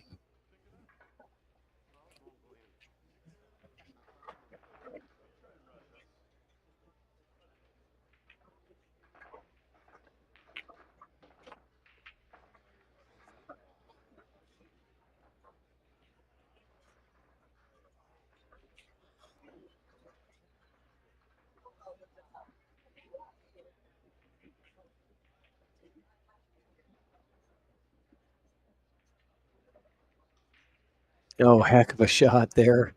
That was a beautiful shot because it just really puts pressure. So a very smart shot from Ed Spurlick there too. Really put Mike Jensen in a bad spot. Now, I think Mike just is going to play this safety where he just hits the 5 and pockets the 14 ball and just leaves the cue ball completely hooked behind the 5. This is a very common safety shot in 8-ball. You see it quite a bit. And Mike Jensen, I'm sure, very familiar with the execution of the shot. As long as you don't scratch the cue ball, you should be okay. It's automatic. You're going to have a great safety here. And normally that's going to win you the game.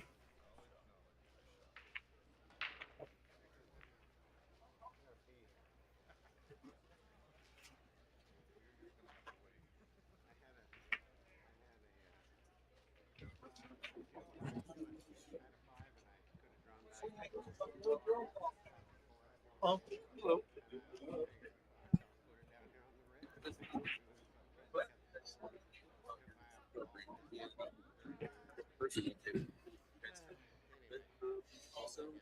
We sell it at a discount price for so they're about 24.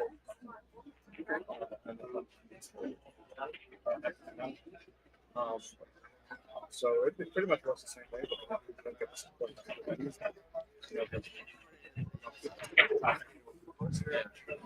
But yeah, it's only works the same way for everything else.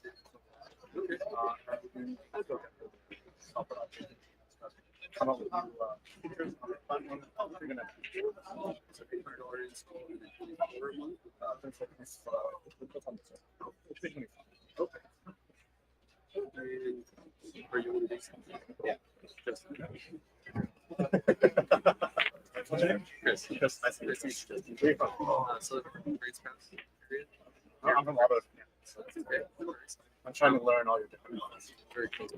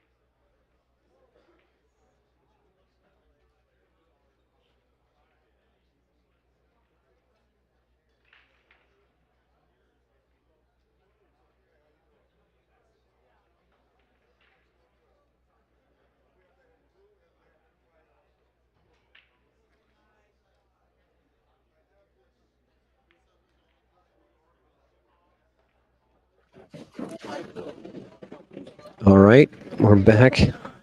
I had to take a little break. We were talking to some folks about the EvoSports system. A lot of players and tournament directors and pool rooms are very interested in this system, getting it installed.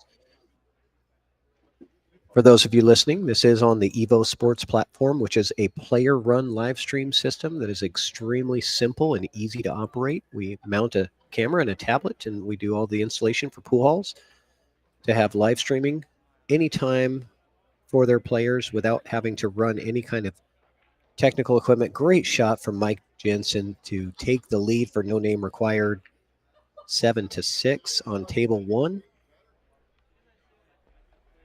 So if you're looking for a very easy, simple solution for live streaming where players can literally just walk up to the tablet at the bar and enter their names, enter their race length, and hit start stream, and when they're done, they stop themselves. So nobody needs to be there to run the live stream. Players do everything themselves on the tablet. It's extremely simple. And this is basically our launch for U.S. locations. We are currently running this system in several locations in Canada as well as Taiwan. And we've gotten quite a bit of great feedback on the system. So if you've got any questions, reach out to me. My name is Patrick Nix. Or go to evosports.live on our website to get a bit more information. And certainly subscribe to our YouTube channel, EvoSports Streaming on YouTube, which you should be at right now if you're hearing my voice. So hit that subscribe button and ring the bell for notifications when we go live. You'll be notified on your phone whenever we go live with new videos.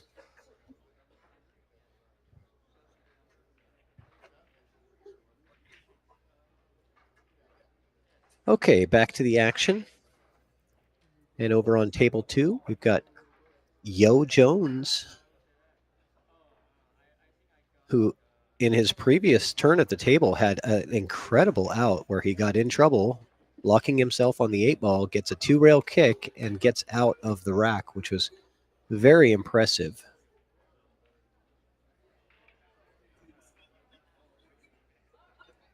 And his out on his last rack was almost as impressive as his beard is.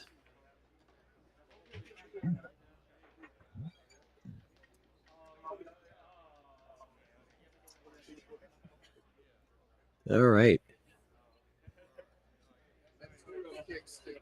So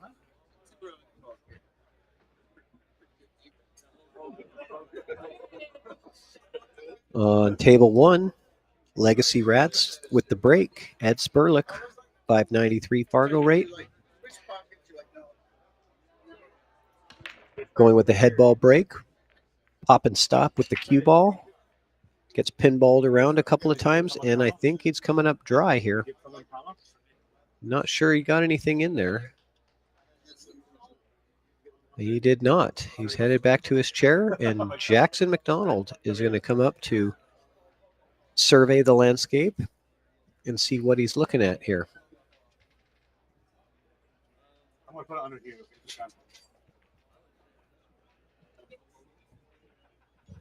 Two hours. Exactly 2 hours. I got you.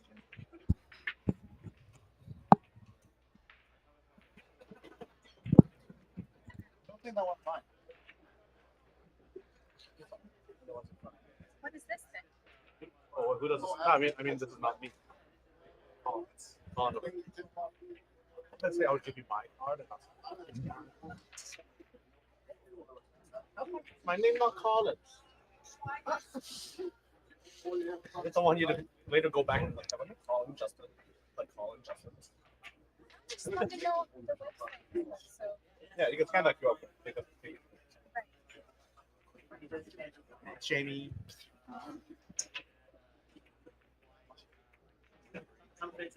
Still 2 hours.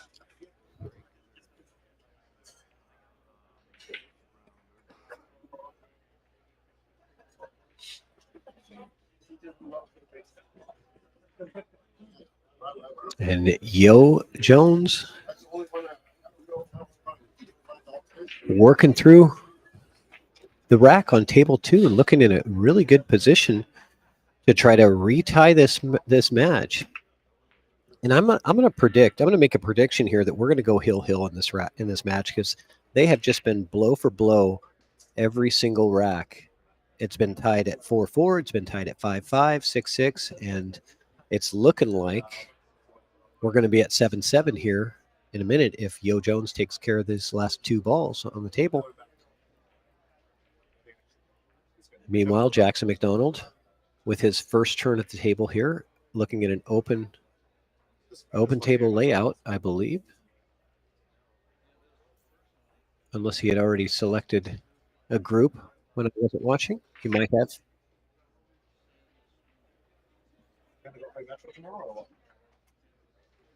Yeah, he might have already taken stripes, I do believe, because there's only 6 of them on the table. Yes.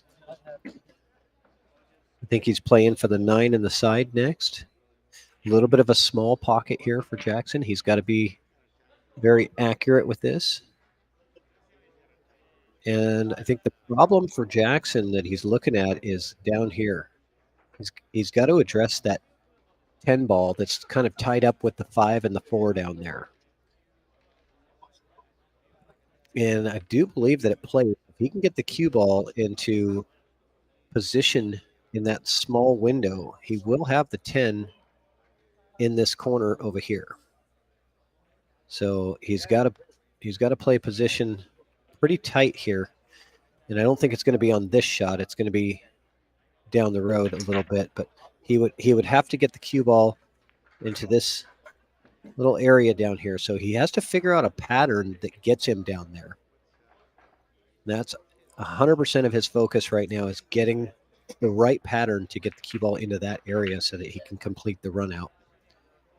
And Yo Jones takes it down and ties up the match again for Legacy Rats.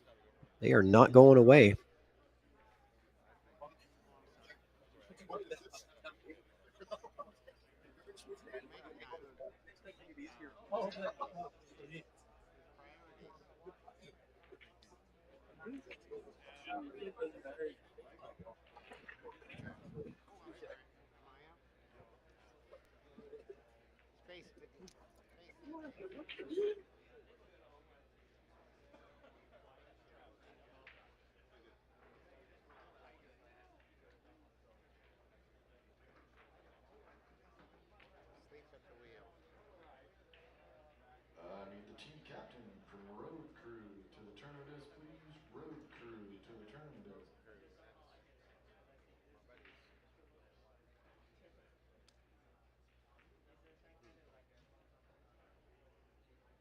So Jackson electing to not go with any more offense here, because he just could not see the clear path to get out of the rack. So not wanting to take any more of his pawns off the chessboard.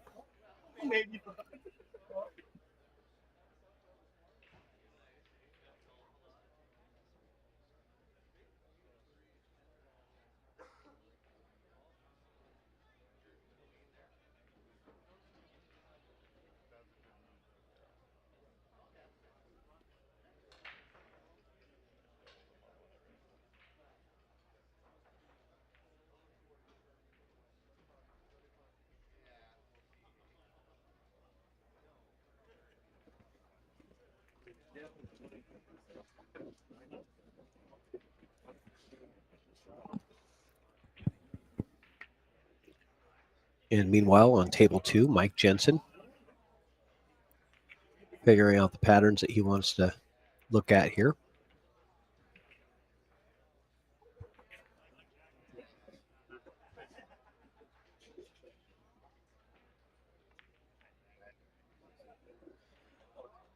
Okay, so Ed Sperlich for the Legacy Rats causes some problems here. Plays a good shot to get some of those solids down table and create a little more congestion for Jackson. Team captain, road crew to the tournament. And Jackson is sitting right on top of that 13 ball.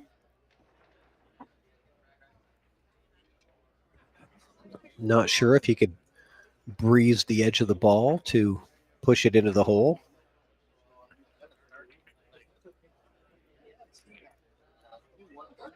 But certainly a difficult shot to execute without fouling too, because you're kind of close to the rail, so you could end up double hitting the cue ball if you tried to execute that at a hard speed. But what else does Jackson really have to go for here? I mean, I suppose he could just glance off of the ball and try to lay the cue ball down on the bottom rail somewhere. You know, that might be the best play, just nice and soft, and leave the cue on the bottom rail. It's kind of hard to do, but I mean, you're going to give up something. You're going to give up some kind of opportunity to your opponent, but just you want to try to just minimize the damage here. Okay, he's going to spin it, and he's going to hit it firm into the pocket. I didn't know he really had that kind of angle to pocket the ball there. So 14 does not play in the side pocket.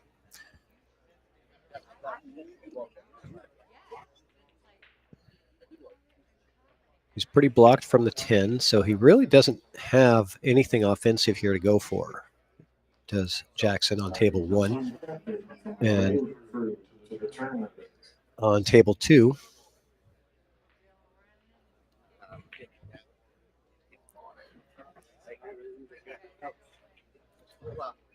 Mike Jensen comes to the table after Travis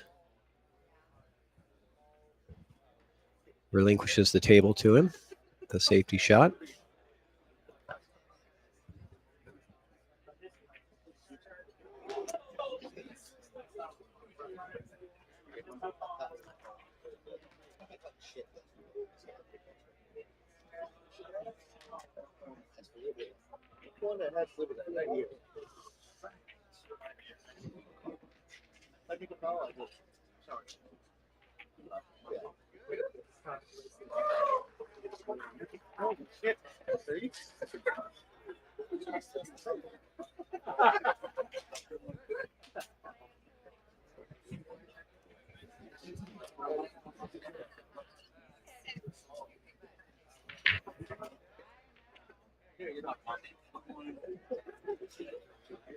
And again, the loser of this match does not get in the money. As far as they've come, it is still not part of the money rounds just yet. That comes next round. The winner will be in the money.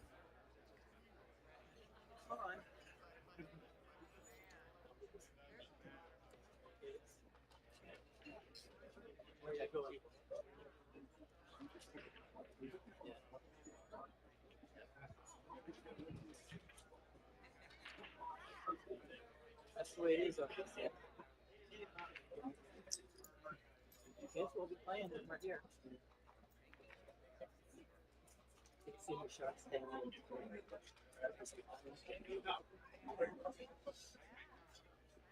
I'll show you.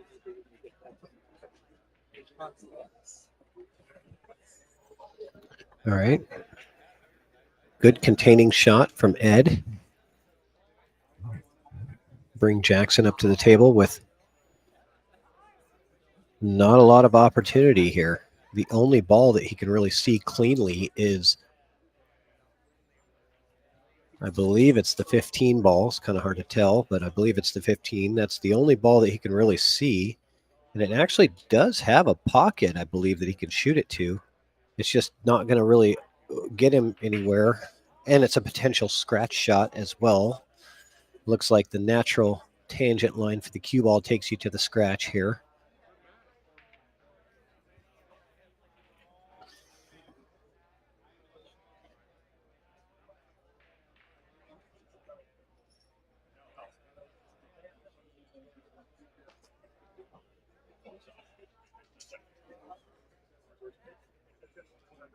Oh, okay. We're over here at the switch.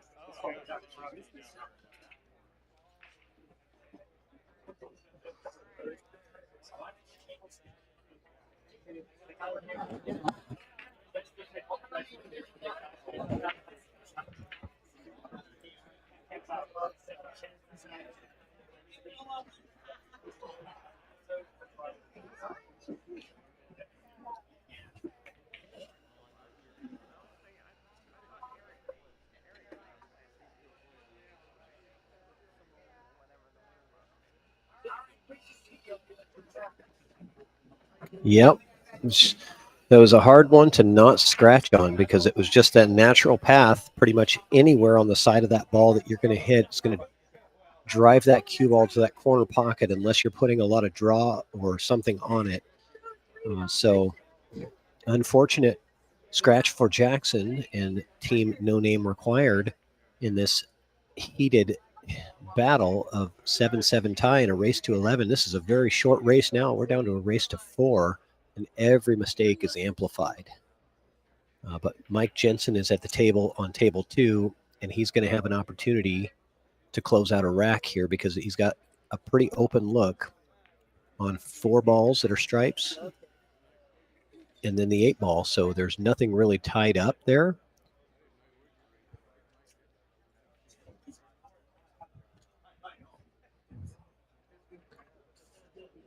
And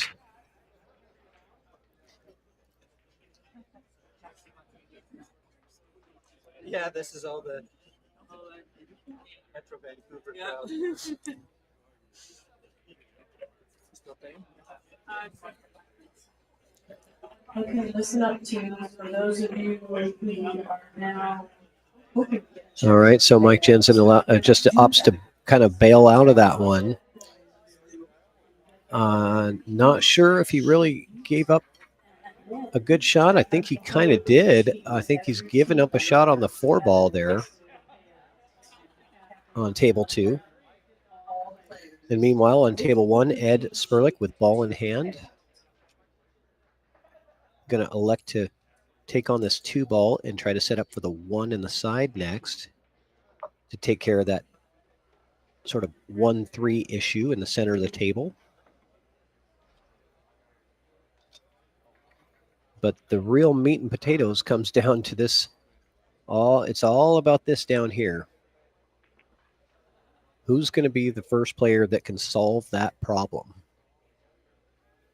And that's what I love about Bar Box 8 Ball. It's always a puzzle that you're trying to piece together and figure out. And there's more than one way to do it all the time. There's multiple ways, but there's certain ways that are significantly easier than others. And good players in 8 Ball will choose the patterns that make things much easier for them.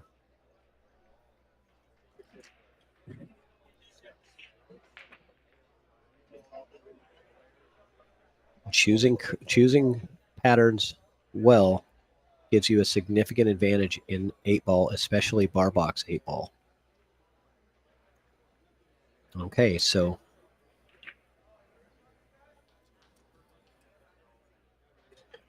Ed Sperlich, a little bit offline on this 3 ball, but I think he's gonna send the cue ball into the pile of balls down there and maybe rearrange the furniture a bit here. And he might have to rely on a little bit of luck here to get the best outcome, because when you're colliding with balls, it's very difficult to predict exactly what you're going to end up with afterwards. So let's see how this plays out. Yep. And he missed the shot. Probably a fortunate thing for him to miss the shot, unless Chad has the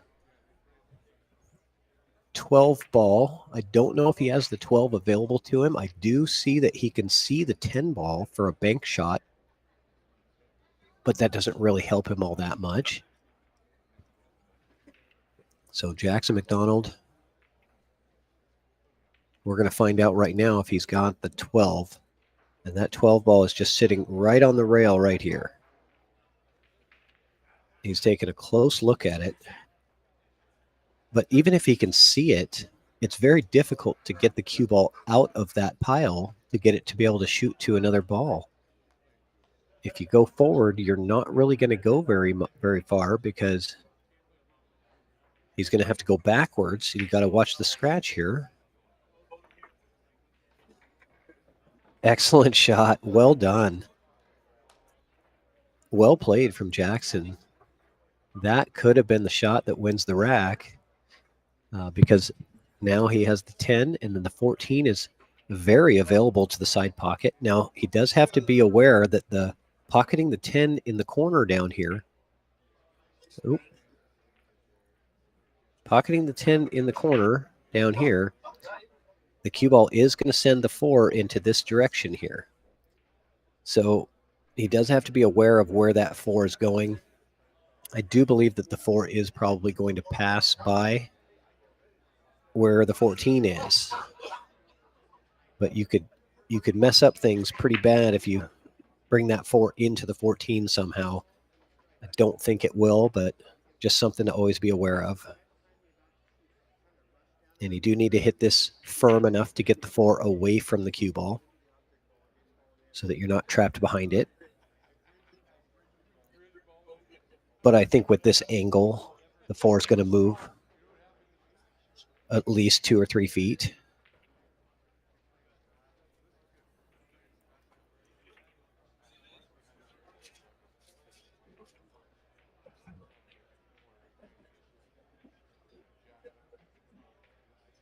Okay, Jackson is getting down to shoot. Good shot on the 10 ball and gets straight on the 14. I think he's going to be pretty good here. He's got the option to cut it in the side and try to come around the 4 ball. Go in the side, bring the cue ball down and around the 4 ball into the path to have himself a nice 8 ball. You do have to avoid the 4 here if you're going to go that direction. The other option would be to draw away from the side pocket, so playing it into the corner and drawing, which it looks like is nope, he's going low, and he did play the side pocket shot, gets around the 4 ball, 2 rails, and that is beautiful. Jackson McDonald is playing exceptionally well in this match and in this tournament. So another high quality out from Jackson, just not letting his opponents really get anything going. And it is now 8-7, no name required. And on table 2, got a little bit of a back and forth going over here. Travis Babcock from Legacy Rats at the table, shooting at the 1 ball. Oh, 2 ball, sorry. Not intending to make it, just intending to play a bit of a safety there, because this is a problem for both teams. You've got that 4-10 issue.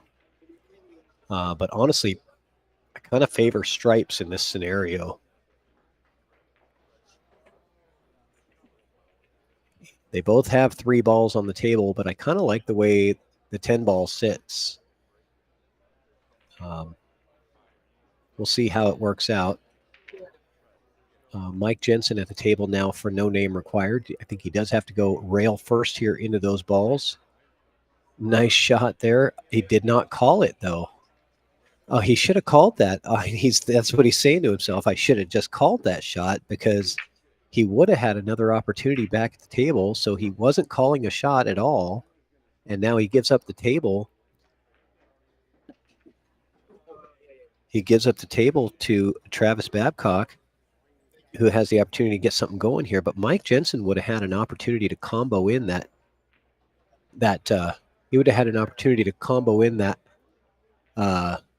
believe it's the 10 ball down there. Just didn't quite work out, but now he's back to the table again, getting one more opportunity.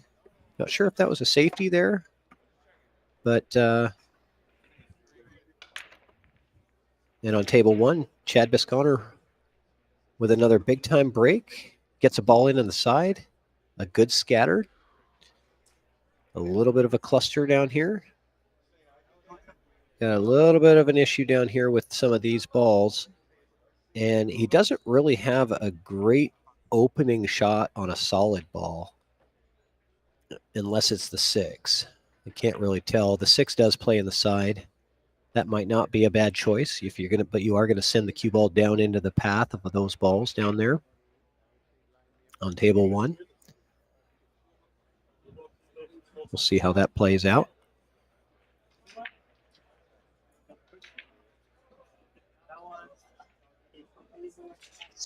Can't really tell. 6 does play.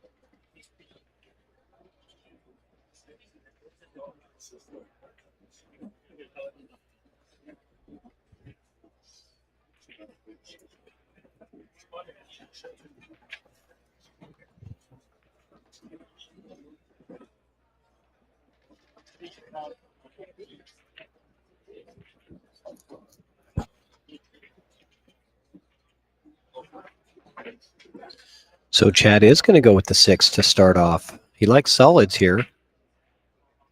And he is going to come into those balls down table. Nope. He's able to hold it.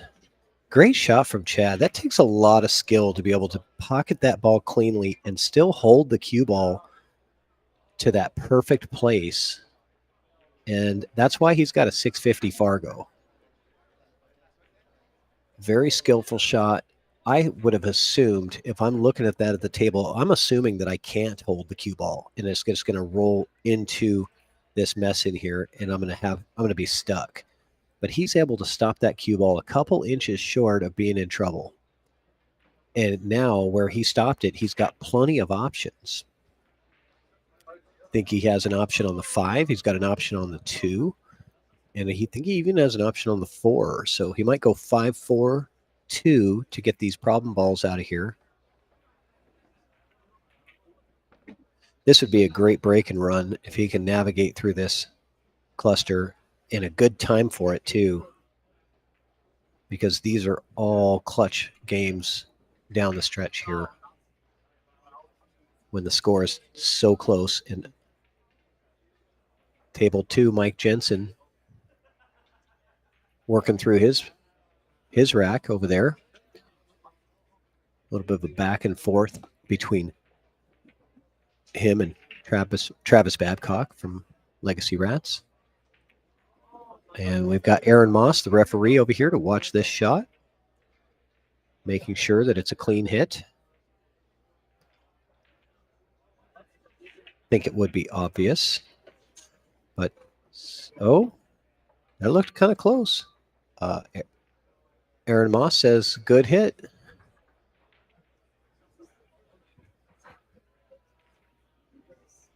And a big thanks to all of the refs that work this event. They work tirelessly. They get to play in one event, but they put in a lot of work and do a lot of shifts.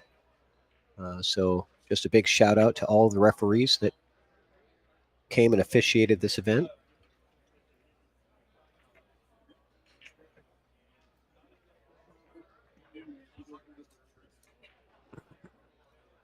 And he's got shape on the 2, it looks like.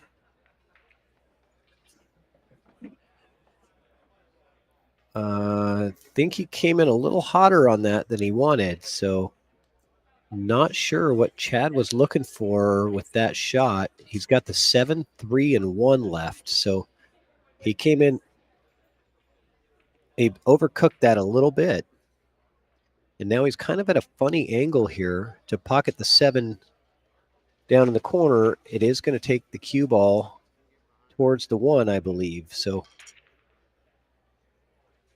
a little funny here. See how this works.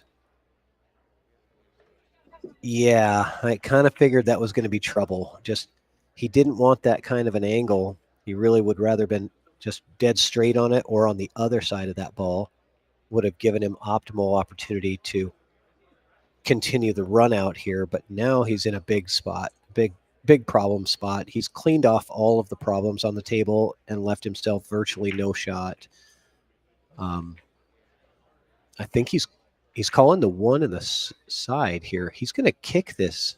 It's the only thing he's got. So he's going to come off this rail and try to kick this one ball into this pocket. The 11 might be a helper ball. I don't know if it's close enough to actually make that pocket a little bit bigger, but it might help. But no matter what, this is a very difficult shot to execute.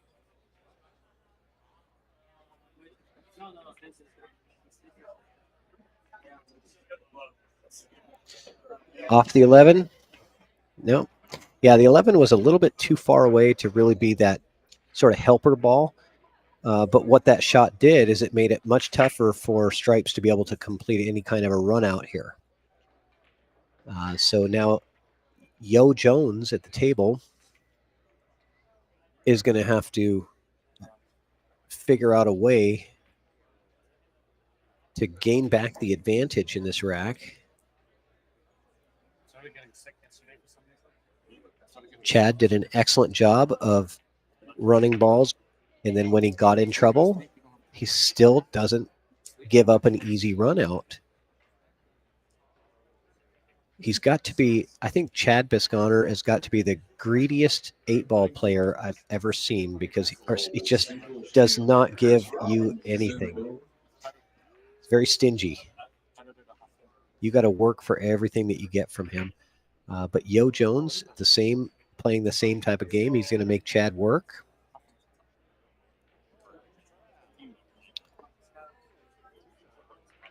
And over on table 2, Mike Jones getting another opportunity back at the table here.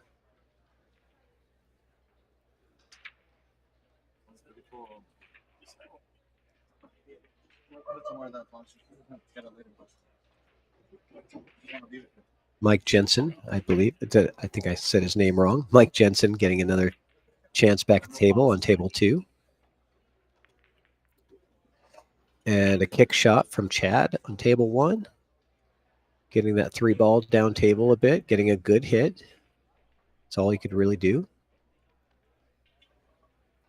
All right. So Mike Jensen to take on this combo. And I believe if he hits this combo nice and full in the face, he's going to have a good chance to get out of this rack. Rolls the ball and drops. Boy, that thing could have went either way. That ball wiggled back and forth, and then dropped. And it came out really perfect for Mike Jensen to hold this, and a little steep on this 8-ball, but he should be okay. And this is going to give them a 2-game lead if this 8-ball drops. And meanwhile, table 1, Yo Jones is trying to keep Chad off balance. There we go. Mike Jensen with the 8-ball. Nicely played. And it is 9-7, no name required, with the 2-game lead in this final stretch of the race to 11.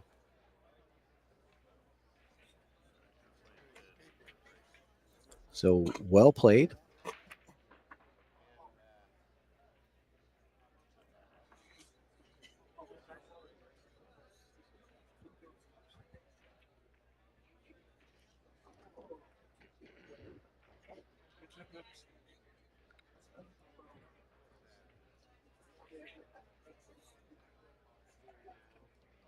I'm not sure if Chad has the 3-ball.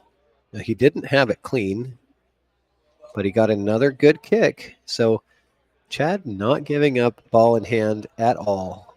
I think Yo Jones has got to be getting a little frustrated because he's continuously playing, good defense and good safeties, but he's just not getting anything back in return. He's not getting rewarded for any of them. But he might try another one right here. He does.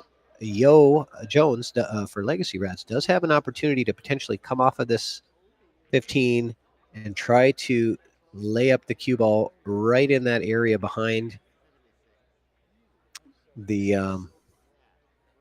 other ball that's there.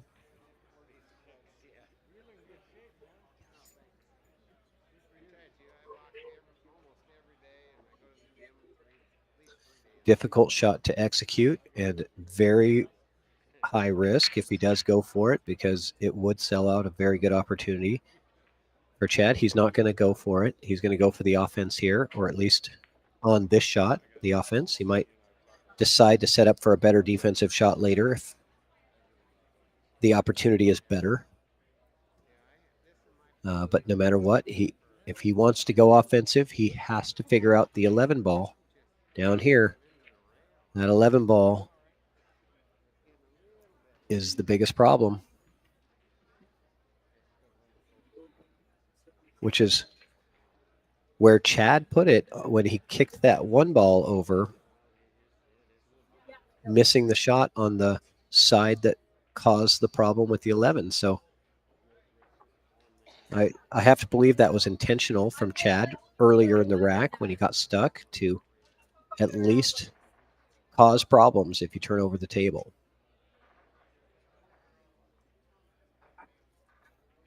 So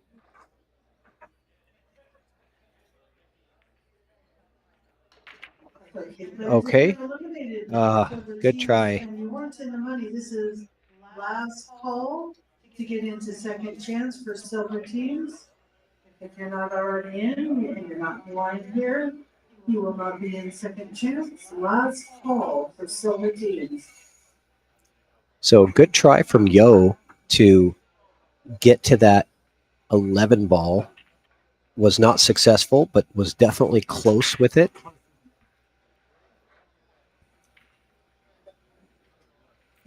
Two. Want to use my card? I have a card. No, I know, but I want to turn it. Oh, really? Yeah. I want small.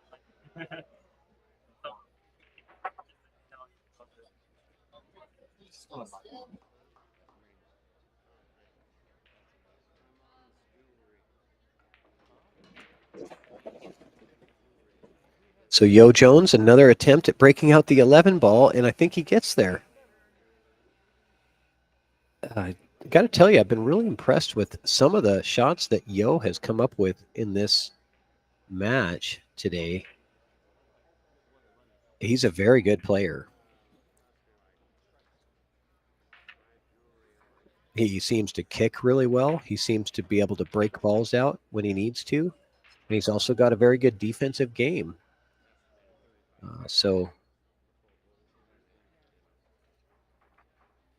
But he's still not on the 11. He has loosened it up a little bit to where if he can get the cue ball, anywhere on this rail here, he's going to have a shot at the 11. Is he taking a third chance at the breakout? I don't know if that's what that was, but he got set up on the 1. And now comes the money shot. He has come too far to be able to play any more safeties, really. He has to go offensive here, and he has to be very precise with this accuracy.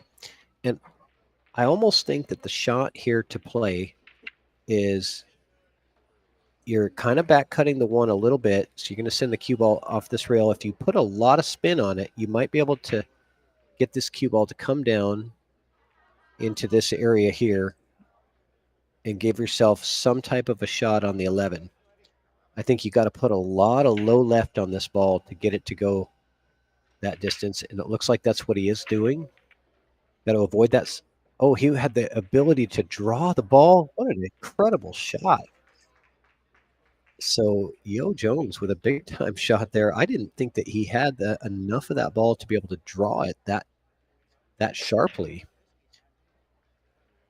Very impressive. But even if I did know that, I still the ability to execute it so precisely. I mean, he couldn't have placed it better with ball in hand right here. And keeping the Legacy Rats in this thing, Yo Jones is doing his job.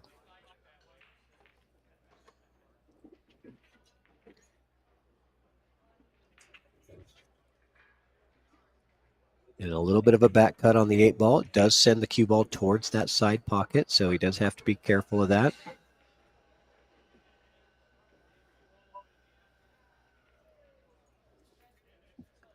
Hard to put low on it. You can't really put draw on it without jacking up because the cue ball is very close to the rail. So the cue ball naturally wants to go towards that side pocket. You have to be aware of this. So he is jacking up a little bit to try to get more center ball hit. And is able to, with a little bit of an elevation, was able to avoid the natural line to the side pocket and stun that cue ball down a little bit further. And a very nice out from Yo Jones. Very impressive. Another impressive out, I should say, from Yo Jones. And 9-8. Boy, this is a tight race.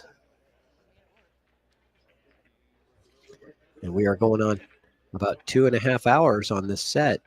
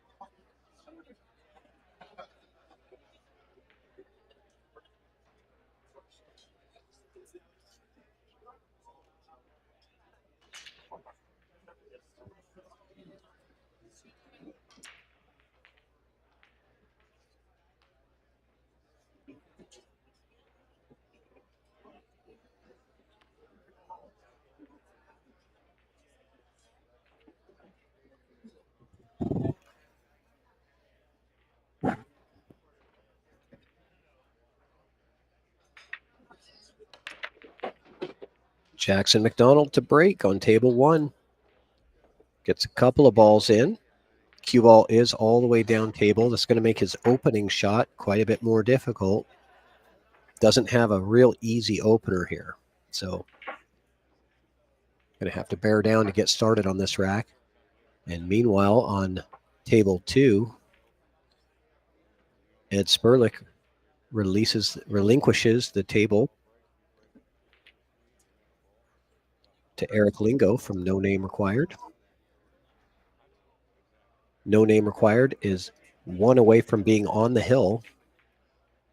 And you definitely want to put them in that difficult spot and try to get your opponent on their heels a bit. If you can get on the hill first to where they have to win 3 straight racks, it's a good place to be.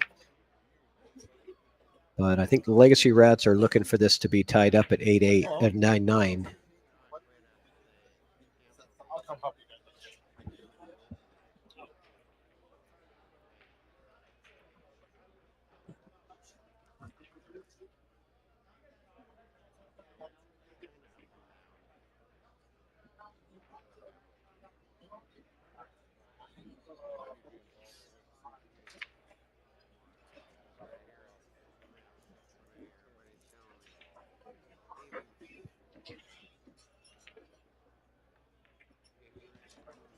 Nice opening shot from Jackson on table 1 to get started here.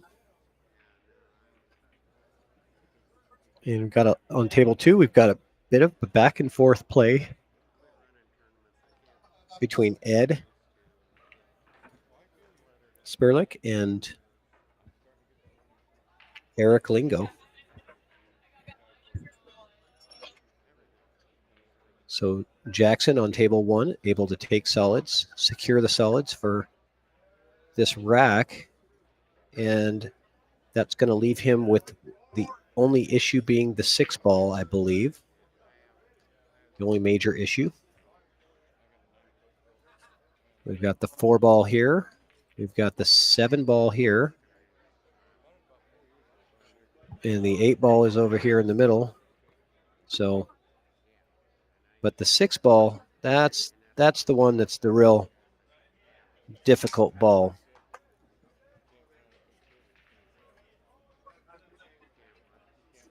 So he has to navigate this to where he can get on that 6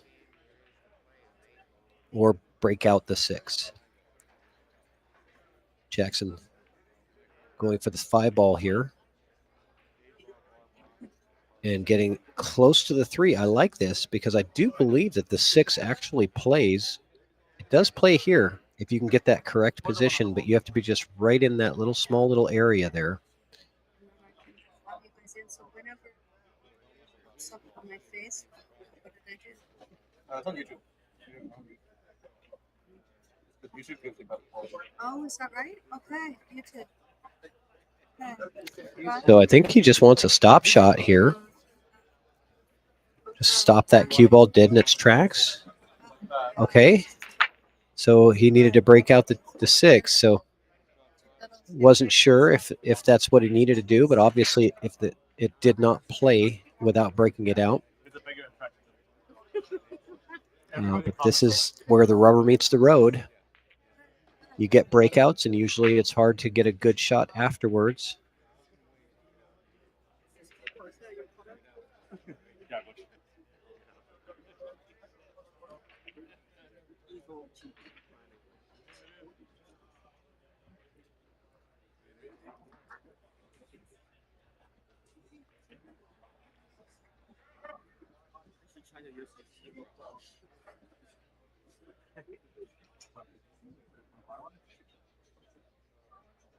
Jackson, is he attempting to cut here on the 6? He is. He overcut the ball. Just cut it a bit more than he wanted to there. Not happy with himself because he is giving up a table that's, well, I wouldn't really say this is an easy run out for his opponent.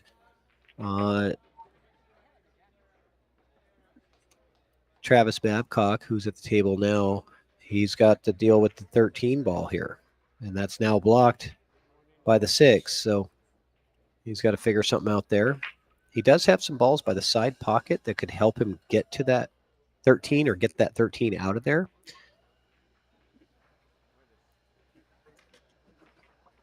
And on table 2,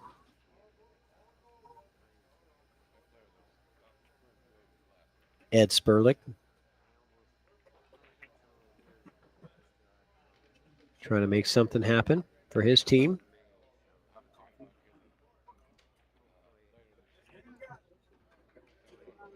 You want another coffee? I'm gonna go downstairs and get it. What do you want? Latte? Yeah.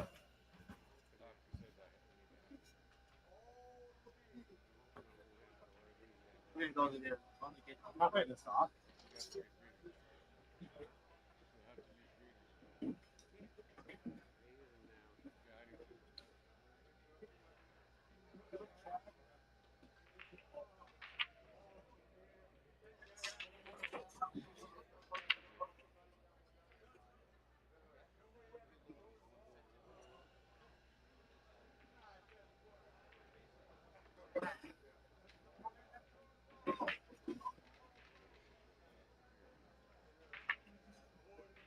All right, on table 2, Ed Sperlich looking like he's got the opportunity here. He's calling the corner for that 11 ball.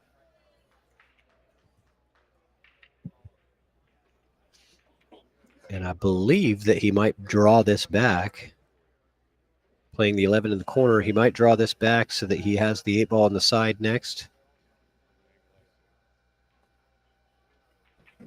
But it might be kind of a tight pocket for him. And if the pocket is really tight, that makes the draw shot so much harder because you have to put a little bit of pace on it. And if it just rubs that side rail, it normally rattles out.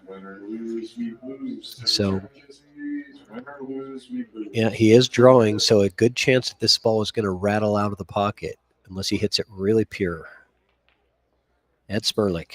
Nice shot. It did rattle, but it went in, and he's got himself an opportunity at the 8 ball. in the side and a chance to tie up the score at 9-9.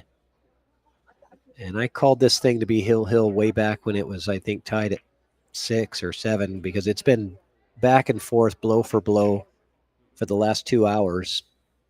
Neither team has had more than a 2-game lead. 2-game lead has been the maximum in this match. Very evenly matched up teams.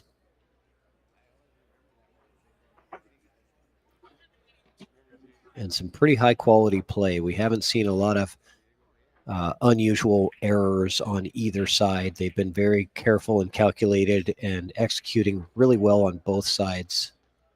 And speaking of which, Jackson McDonald has been leading the pack with execution, in my opinion, on this match.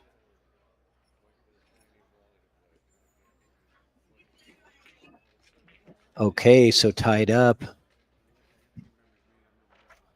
Ed Spurlick ties it up at 9 apiece for the Legacy Rats, not Racks. And Jackson on table 1 with the 6 ball. Does he go rail first here to try to come around a bit?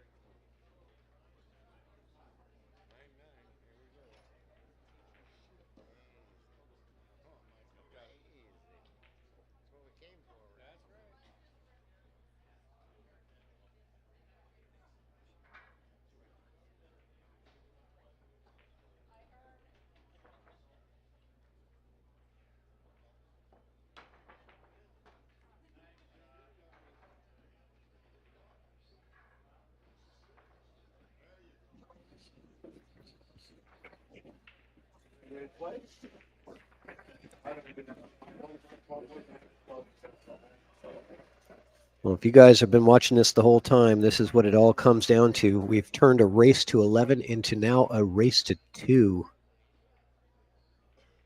And these 2 racks could be the last 2 racks of the set, or we might have 2 more if it's tied Hill. You never know.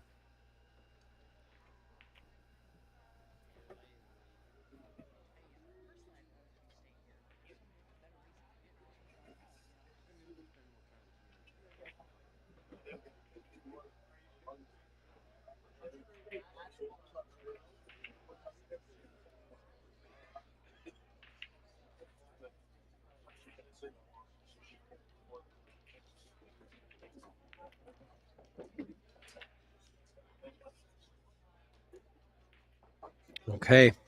I wasn't sure if he was going to try to go rail first to maybe get a little better angle on that 4 ball, but he chose to go into the rail and back out. He does have a little awkward angle here on the 4 ball. It's not to the point where he cannot just draw it straight back for the 8. He has to bring the cue ball into a rail somewhere or off of a rail. So this is touchy because you've got a lot of stuff to potentially avoid here. And I don't know, I mean, if he could potentially draw this and come into the 9, that would be optimal. I don't know that he has the angle to do that, but that would give him the best opportunity at the 8 afterwards. If he draws and misses the 9 and comes into the 11 ball here in this area, he's probably not going to be happy. So he goes forward, and then you got the obstacles over there to worry about. Good speed on that from Jackson. Did not hit it hard enough to get in trouble. So he knew that he was going to be just going to take it as medicine with a more difficult 8 ball, but back at the table with something that's manageable to win the rack and get his team on the hill.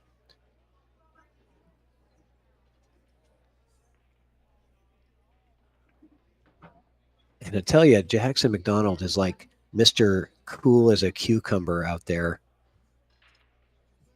Doesn't look like the pressure of the moment is even affecting him at all.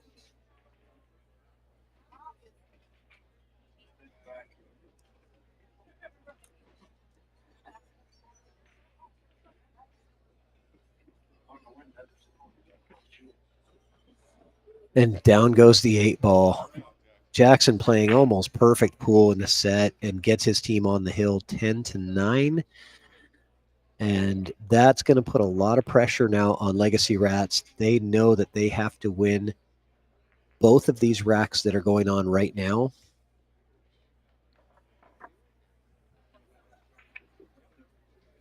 There's no room for error, and they've got their ace on the table for no name required, Mr. Chad Bisconer, to try to get it done. And he's got the break, and he's been breaking very good. So I got to say the heavy favorite right now is no name required to win this set, but you never know. Anything can happen.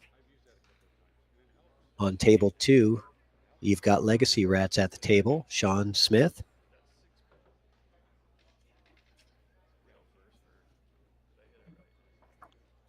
And he's got somewhat of an open table to work through. Let's see if he can get something going to where his job is to try to make it hill and put all the pressure on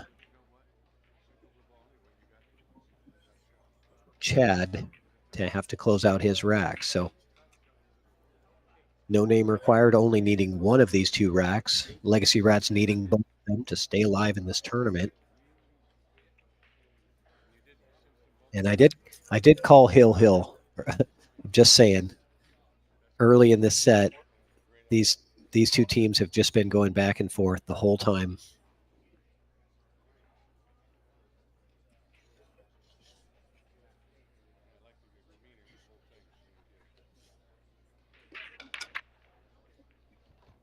A good head ball break from Chad.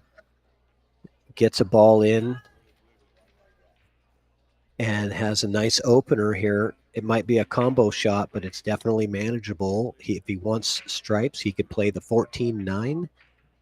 He's definitely got some opportunities here to do a couple of different things.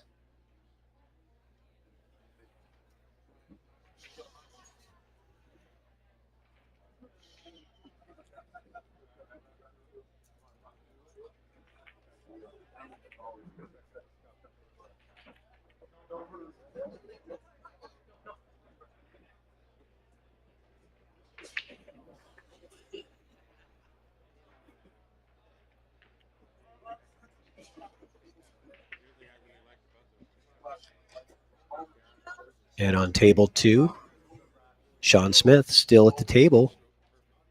Working through jump shot and no good on the 11. What's he going to leave? He's going to leave an open opportunity here. A pretty open table.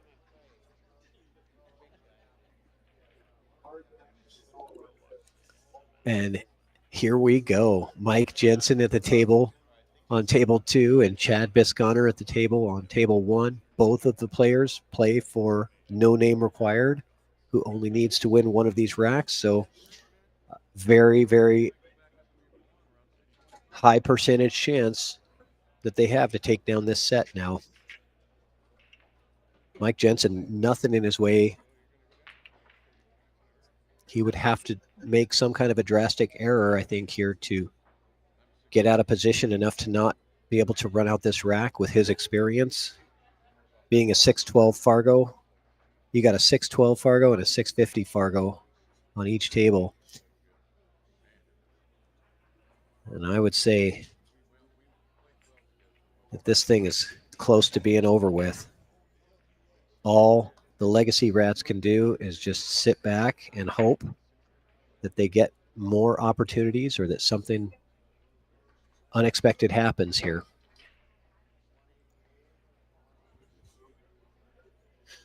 But looking over at the Legacy Rats team over there, they're just in their chairs, waiting patiently.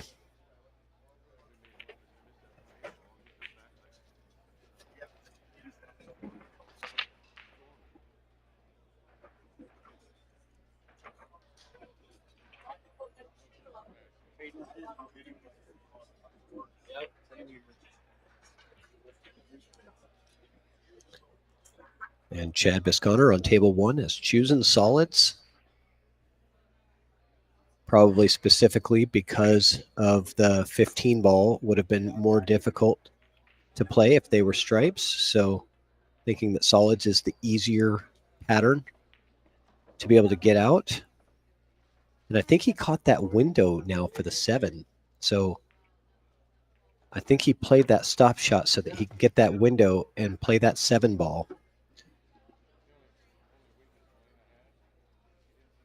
That's what it looks like to me. If he doesn't have it, he's going to have to play either the 1 ball somewhere.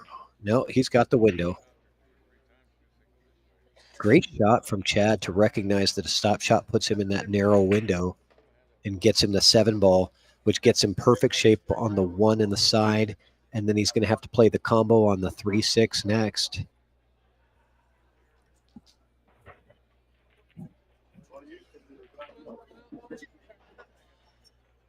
And what a way to end it. This would be a break and run to end the set after all of these incredible battles back and forth. This match going on almost 3 hours long. These guys have been just grinding it out. How are you guys? Are you saying like Christian of them too? Both Mike Jensen and Chad Bisconner playing for no name required, both taking their time on these final few balls. But nobody is sitting there waiting for the other one to get out and get the win. Both of them just playing their own game as if nothing else exists besides what's in between the rails. And that's why these guys play so well, is they just focus on their job and their task at hand.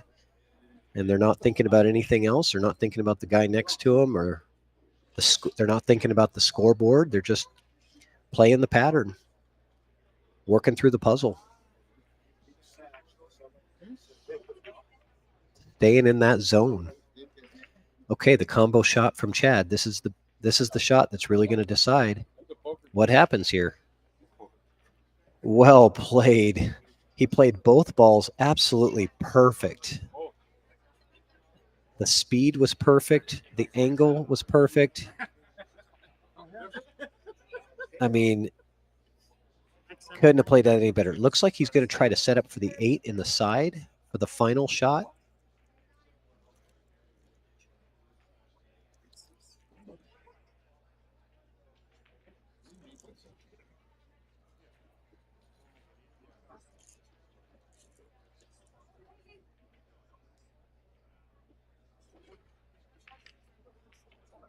Three in the corner. Nice and soft. Comes up. Going to play the 8 ball on the side. This will be a break and run, and it will be the deciding rack. If this 8 drops in, no name required, will advance to the next round.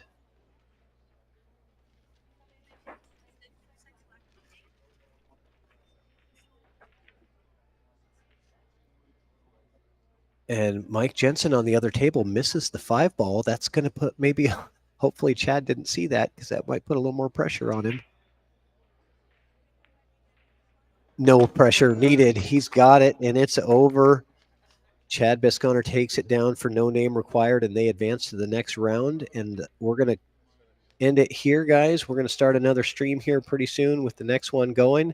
It's been a pleasure commentating with you all. This is Patrick Nix, EvoSports Network at the WBCA 2024 Lincoln City 8-ball event. We'll see you guys soon.